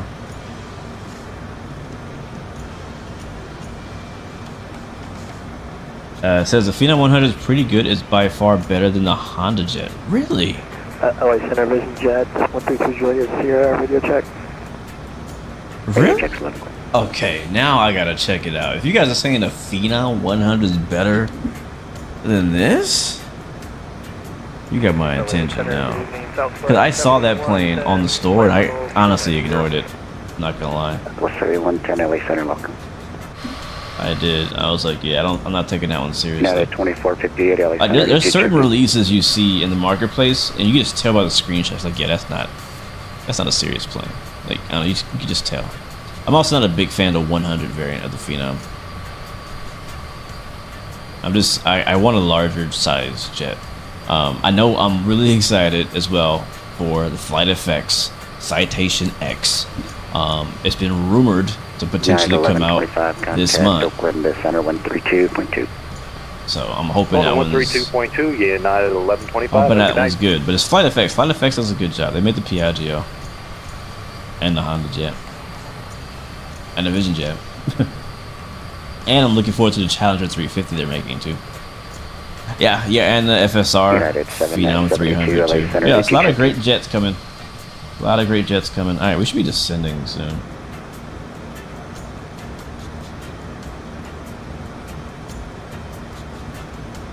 About to go and request descent.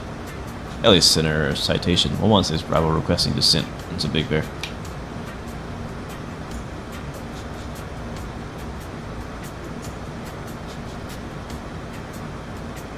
Or 116 Bravo LA Center, descent of power discussion to 16,000. The Palm Springs altimeter 2993. Thank you. Pause discretion down to 16,000. Palm Springs altimeter 993. Citation 116 Bravo. Alright, gave us clear to 16. We got to use vertical speed a little bit to catch the VNAV. We overflew it. We missed the top of the descent. Pull the power back. And LA Center, Citation 118 Echo Lima also requesting our descent.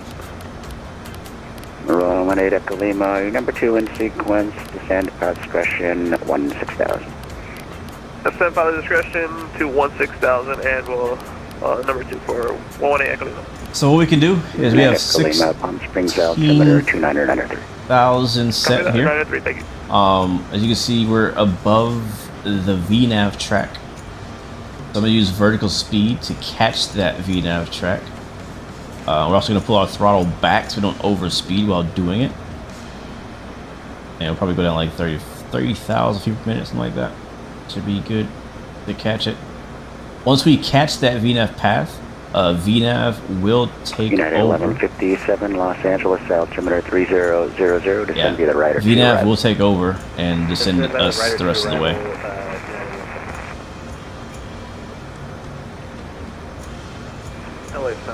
Yeah, I don't like that you need battery power to use the EFB. I've been told that people have found a way to not have to do that. I think it's a bug.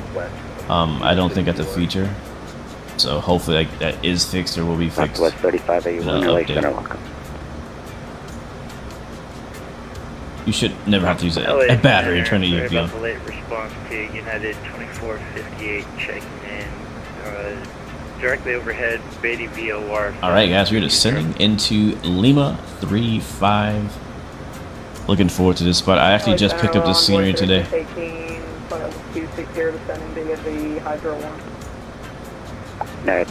Am I ahead of? Did I get ahead of you? Envoy 3618, LA Center, descend to maintain flight level 250. No, I'm behind you still. 3618. Yeah. Oh, wait, hold on. Am I? According to Volanta, you're still ahead of me. And based how close it shows that you are to Big Bear, there's no way you're making that descent. I don't know if this is accurate. 131 LA Wait, Center, it looks like you're like flight just level past 29 380. Palms. Up to 380 Avella 131. Which I think I got that scenery too. Contact Oakland Center 132. On the fly there. Over to Oakland Center now, 32-2 for United 2458. Alright, there it is. You can see there is the V or the little chevron. It should take over here. There it is. V path. It's taken over. We're now on VNAV. 3618, contact Albuquerque. So now all we need to do is just manage our speed during the descent. Off Albuquerque, 3618 show. And I want to keep my speed up, so I'm going to add a little power back in. 2646, Fuel wise though, we're looking okay. We're at 1,200 pounds, 600 on either side. Yeah, so plenty to get to where we gotta go. Southwest 7110, LA altimeter 3000, descend me the Probably Ironman 2 overflying a bit of Palm Springs on the way. Ironman 2, Southwest 7110. Yeah, 29 Palms is here. Palm Springs is over here somewhere. Skywest 6349, LA Center. Oh, I love flying this part of the world. Skywest 6349, Chicago. Southwest 6349, welcome, thank you. So, chat, I know I bring this up every stream, but who's going to be at Flight Sim Expo this year?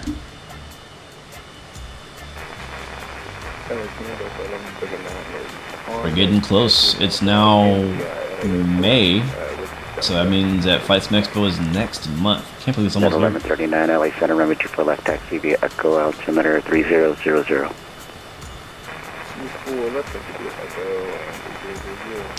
We should actually fly 29 Palms. Skywest 6349, We're not done, bro. Like, I'm telling you, we're gonna go on a whole tangent, bro. We got some GA flying to do. We got some bush flying to do. More BizJet flying to do. Helicopter flying to do. Fighter. Don't forget, we gotta fly the F-35 still at some point. So like, there's a lot of fun stuff I want to do that are not airliners in Microsoft Flight Sim 24 before we go back and fly airliners again. And we'll probably still mix in the airliner stuff along the way before Avella then. 131, Squawk 7711. Squawk 7711. I still love me some Phoenix. Still love me some Phoenix A321. And the 350 as well. Southwest 3581, Las Vegas. You're gonna be in Austria over the weekend. 3004. I would love to visit Austria. Man. Runway 26 left transition. Christopher, you were hoping to make it this year, but you can't. That's all good, man. Wish you could make it though. Yeah, I'll be there. I'll be there. I've been going the last 4 years, something like that. This is my 5th, I think. Yeah, Cass, I was actually gonna ask about you, man. I haven't seen you around, and I mean, I know I've been AFK too, last couple weeks from Discord and stuff. But Southwest 587. I was wondering how you were doing. I didn't really see you in the Discord chats as often as before. United 646. Night Layer, you're thinking about getting back into iRacing. You should do it, man. Do it. 25 left approach. If I had more time, I'd be racing more often. Expected quickly, descend and maintain 3,600. Well, looks like ILS 25 left. I'll speed up. We'll speed up here. Yeah, traffic behind us.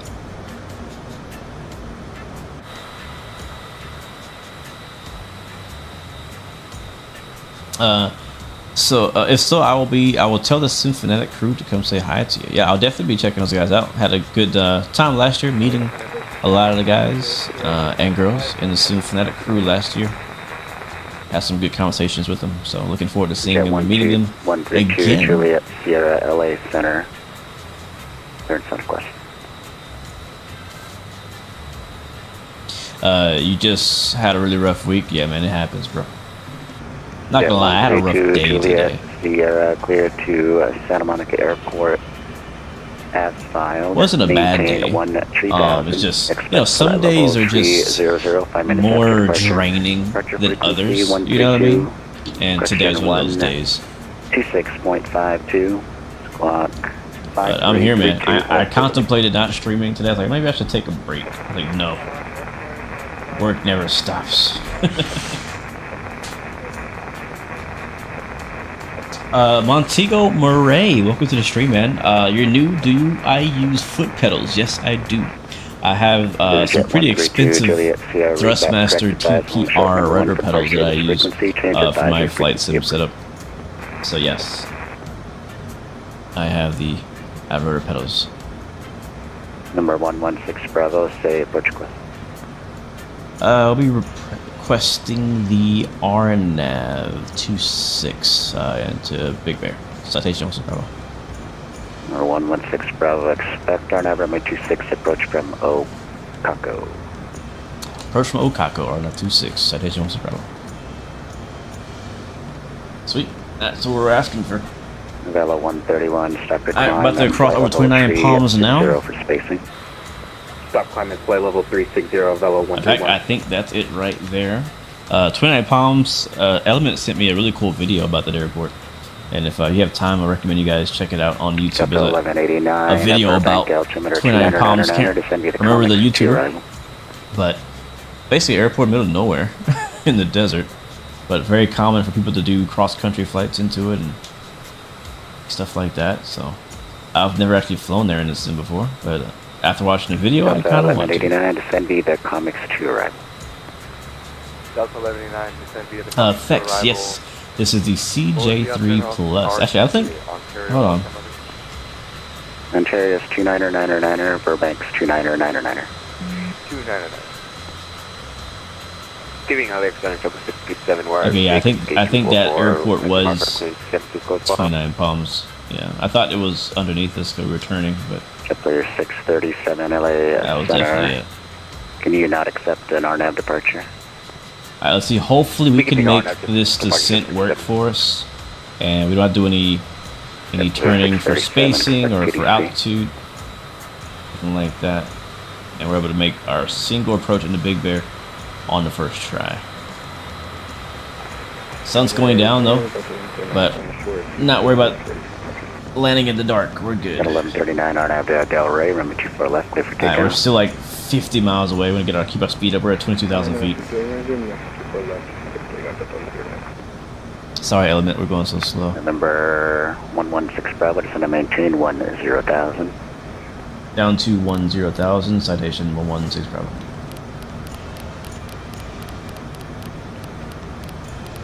I guess ATC hopped on right at the perfect time for us. We thought we'd be landing on our own. Alright, power back. Again, this plane has VNAV, but no auto throttle. So even though it's vertically guiding us, we still have to manually manage the speed ourselves with the throttles so that we don't overspeed. Which I'm used to now. That is not a problem.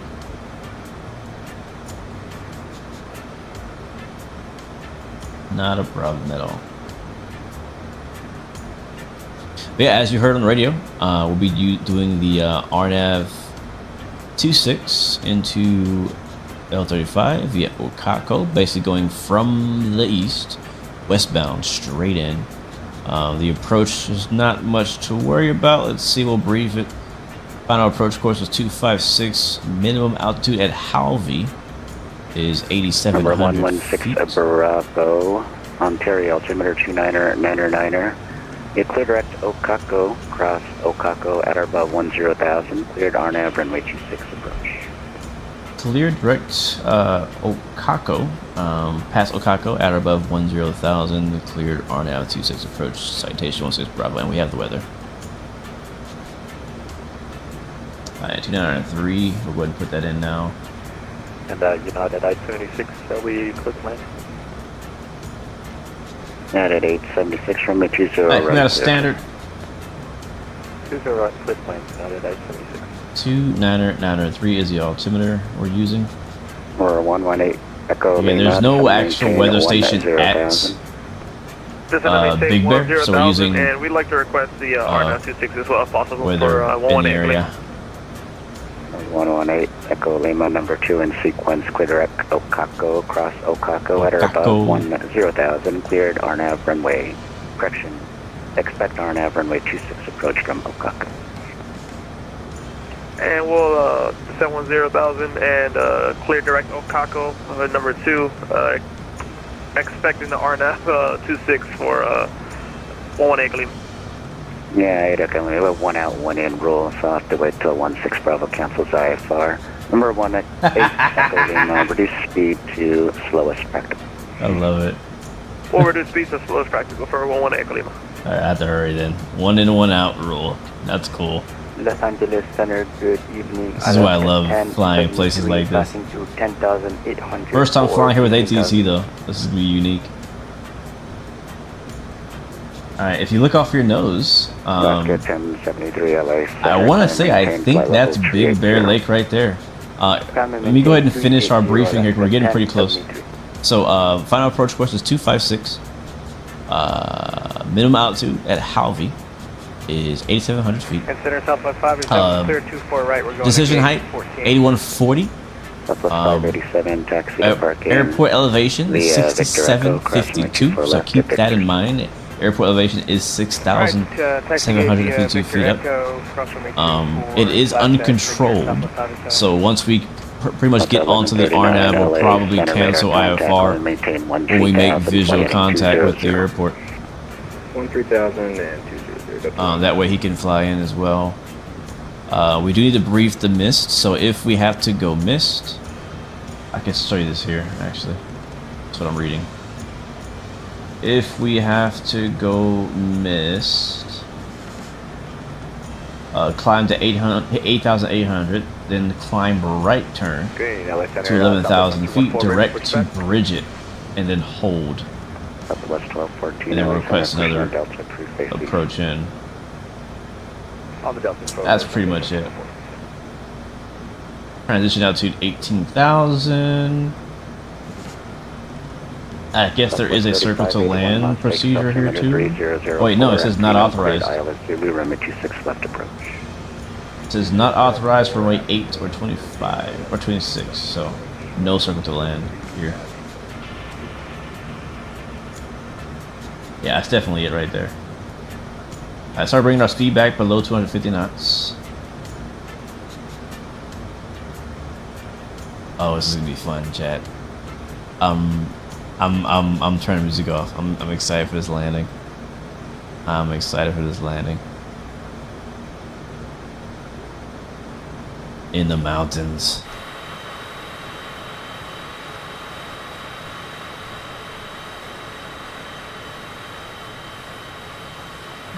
United 646, 76 miles from Honda. Turn right. The Palm Springs should be off our left wing, behind us a bit. Like over there. We should see some wind fans and stuff. Maintain 3,000. Yeah, like over there. Please, this is approach 1825 left, United 646.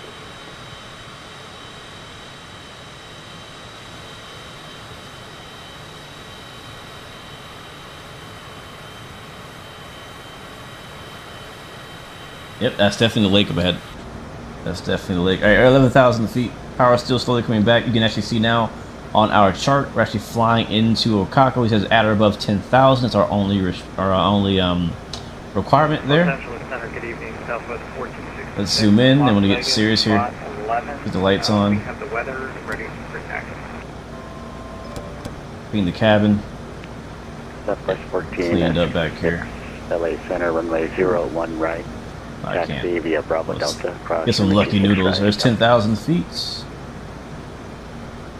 Alright, taxi And 01, runway lower 01 this right via Bravo Delta cross runway 9400. right at Delta. Southwest 14.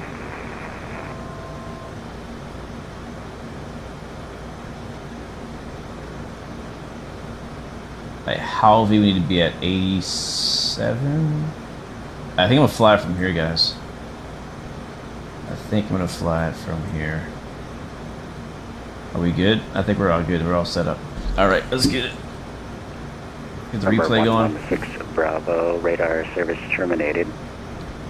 Report cancellation of IFR in the air or on the ground on this frequency. Change advisory frequency. Alright, frequency change approved. We'll go ahead and cancel our IFR now. Thanks for the ATC. Citation 116 Bravo. Citation 116 Bravo, IFR cancellation received. Squawk VFR, change advisory frequency approved.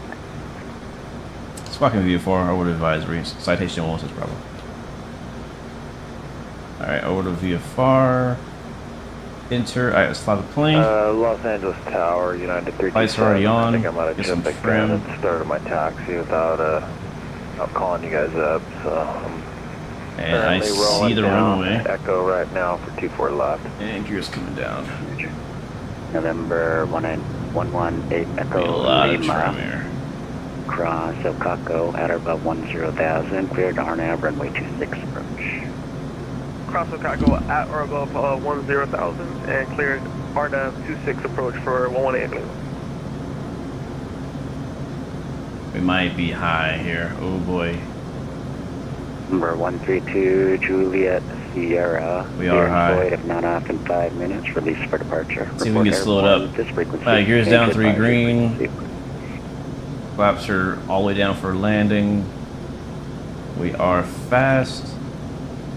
We might save it though. 327 Heavy RNAV at Del Rey. Runway 24 left. Clear for takeoff. I think we're gonna save it. Yeah. Arnav, Del Rey, 24 left, clear for takeoff. I think if I remember correctly, approach speed's around Delta 1139. 123. Turn left. Clear direct Dana. Say again for Delta 139. I got one white, one red. 1139. Turn left heading 090. 1 April. Clear direct Dana. Left 090 and clear Alright, good direct, save. We're landing. Delta 139.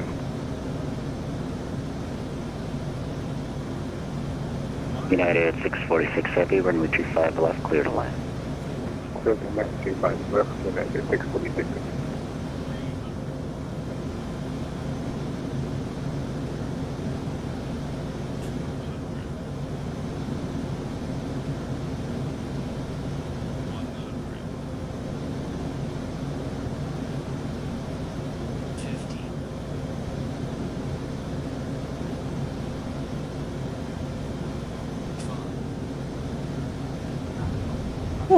Get that butter.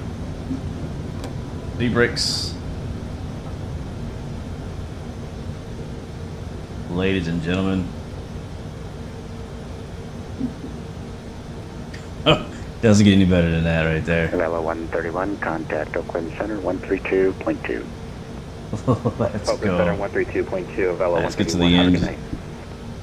Night. Southwest 7110 after Cliffy. Descend and maintain 2,600. Expect ILS from a 24 right approach. LA altimeter 30. Alright, let's get to I didn't go to advisory. We need to be on CTAB 122725. Right approach, Southwest 7110. 327 radar contact. Climb and maintain flight level 340. Stay altitude. Climb and maintain 340, currently through 3100. 2725. Is that right? Yeah. LA Center, good evening. It's Alaskan 1245, level 1500. Here we go. Big Bear traffic. Citation 116 Bravo. Clear all runways. Taxi in the parking. Okay. We made it. Alright, flaps up. Lights off. And we should see Element flying in here any second. You wouldn't be too far behind us. And welcome to Big Bear, Blue. Thank you. That was so much fun. Yeah, I'm planning on flying after this. I don't know if you want to park by me, but I'm at like the very opposite end of you right now by the approach to 28. Yeah, I saw you when I came in. I'll park next to you.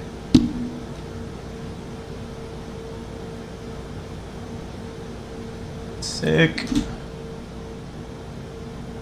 Yes, I believe this airport is made by UK 2000. So if you're interested in picking up the scenery, basically get it everywhere the scenery is sold. Yeah, that approach came up much quicker than I expected. What's up, HD? Thanks for stopping by, man, with the like, bro. Appreciate it, bro. I see you've been enjoying flying the Lineage and the Gulfstream, your last couple streams. Big Bear traffic, citation 118 Echo Lima is on about 5 mile final runway 26 for Big Bear. Alright, so we'll stick around and watch him land. We'll get parked next to Cass. Yeah, Big Bear. I've never flown into Big Bear in a jet before. I've always flown in here in like small prop planes and stuff like that. I've never flown into here with a jet, so it's actually different. It happens so much faster.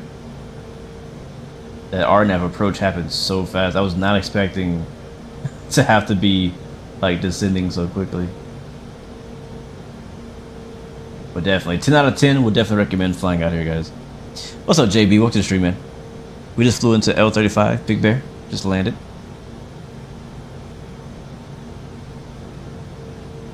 Yep, the CJ3 does have a pin you can click on here in the cockpit.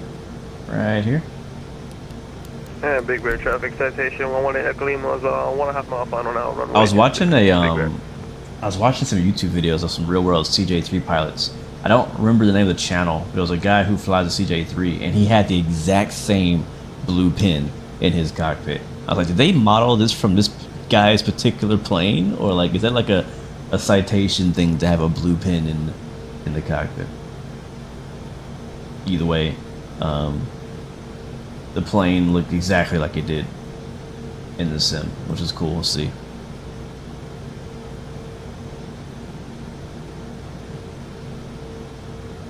Oh, there he is. I see Cass. We should see Element coming in on approach here very soon. Did we land on the wrong side of the runway? Because here it shows the winds are going the other way.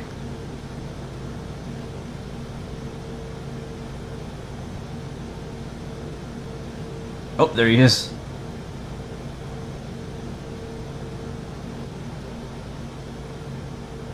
Is it? Look good to me. Yeah, look good to me. My speed race is low. Put speed race away. Look good to me. Do I own? Oh, you're talking to somebody else. We'll find somewhere to park over here somewhere. Kind of hard to park like you did. I was planning on going to the FBO, but I guess we'll park next to you. And Big Bear traffic 118 Echo Lima is clear of runway 26, taxiing back via Alpha. Well, guys, that was fun. parking Welcome for to Big Big Bear Lake, California.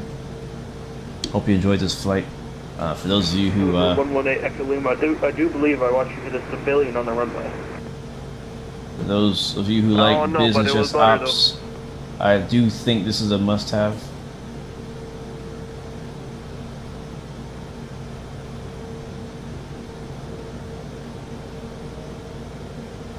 Tomorrow we'll be doing DCS World again, so we'll be flying fighter I'll do jets another leg, I'm not gonna lie. instead of business jets. Oh, these guys are gonna tempt me into doing a second leg. What time is it? We'll see. If I do a second leg, it will be off stream. If I do a second leg, it'll be off stream, but we'll see. I'll decide after I end. Not gonna lie, I might do it. I might just do it. But chat, this was fun. Let's go ahead and hop off of Vatson. We'll watch a replay, and then we'll get out of here. Disconnect. So what our landing rating was on Volanta. In flights, review. 113 was the landing rating. I'll take that. I think that's good. I think it's acceptable for a CJ3. And let's rewind it back. Actually, did I save the replay? Let's go back and make sure we saved it. Hopefully it works for us. Alright, it's still recording. Okay, so we'll stop it. And then we'll save it. And then we'll play it. There we go. And here we go. Love this approach.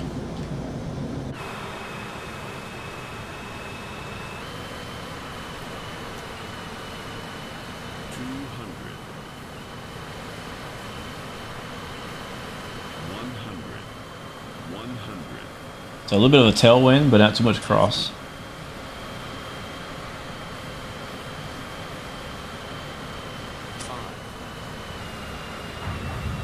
Surprisingly, I didn't overflare. I often overflare in small planes like this.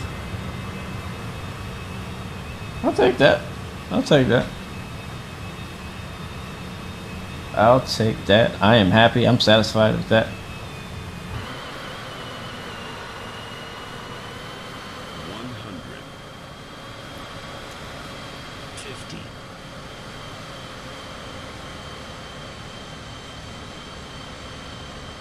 So just a tiny bit of flare, doesn't take much in this plane. And she sets down.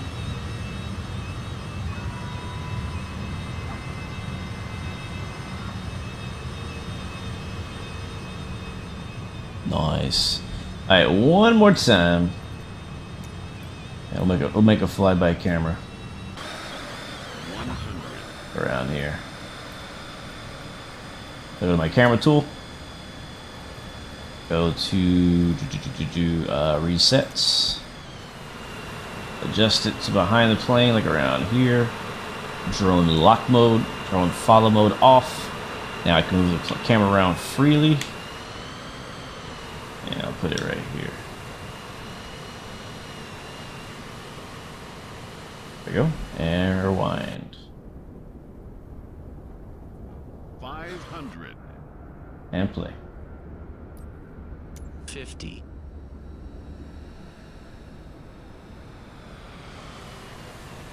5. Yeah. Love it.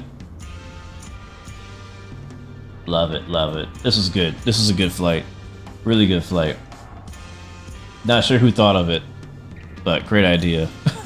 This was really good. I was really trying to find out where to fly. There's so many places you can fly a business jet. The options are so limitless. You can go anywhere almost in the business jet. So really hard to pick one place. There's so many great options. I thought about going to places like Key West or Teterboro,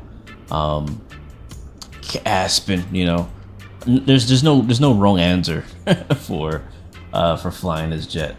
It can basically get into anywhere. Jackson Hole, stuff like that. So, but this is a good one. It's been a while since I've been back here, been wanting to fly back here. So finally got a good excuse to do so. Between two airports that I really, really do enjoy. But yeah, guys, let me know what you think of the CJ3 in particular. Or if there's any other business jet that you're looking forward to flying in the future. Or if you have any things you want to see me stream. Sorry. Like as far as like aircraft type or things like that, let me know. After the stream is over, the best place to put that is in the feedback section on my Discord. I do actually pay attention to that, and I take those feedback and those suggestions seriously. And a lot of times my future streams and videos are inspired by what I see from there. So don't be shy. If you have any feedback to give, send it my way. Let's watch one more time from the nose cam. Let's actually enjoy that camera. And then we'll ride out of here on the sunset, literally. Rewind, rewind, rewind. And we'll get out of this view. We'll go here. I love this camera right here. Love this camera right here. Yeah, buddy. And we'll play it from right here. Alright guys, thank you guys so much for watching. You guys are amazing. Have an amazing week. We'll see you tomorrow in DCS World. Thanks for watching. Remember, you have 3 choices. Give up, give in, give it all you got. Peace, love, and God bless you. I'll see you guys next time. Next video. Enjoy the landing one more time. We out.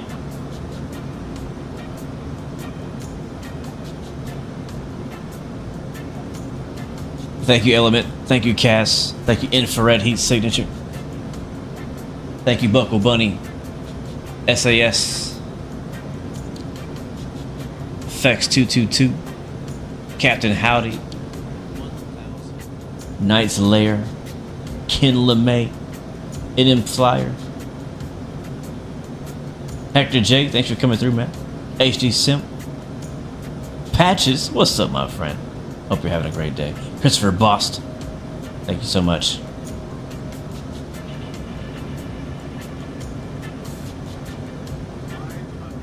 No Gear, thank you, man, as always.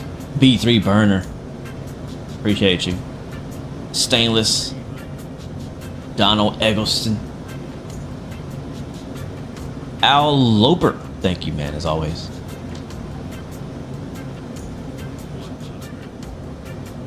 Welcome to Big Bear. Enjoy your stay.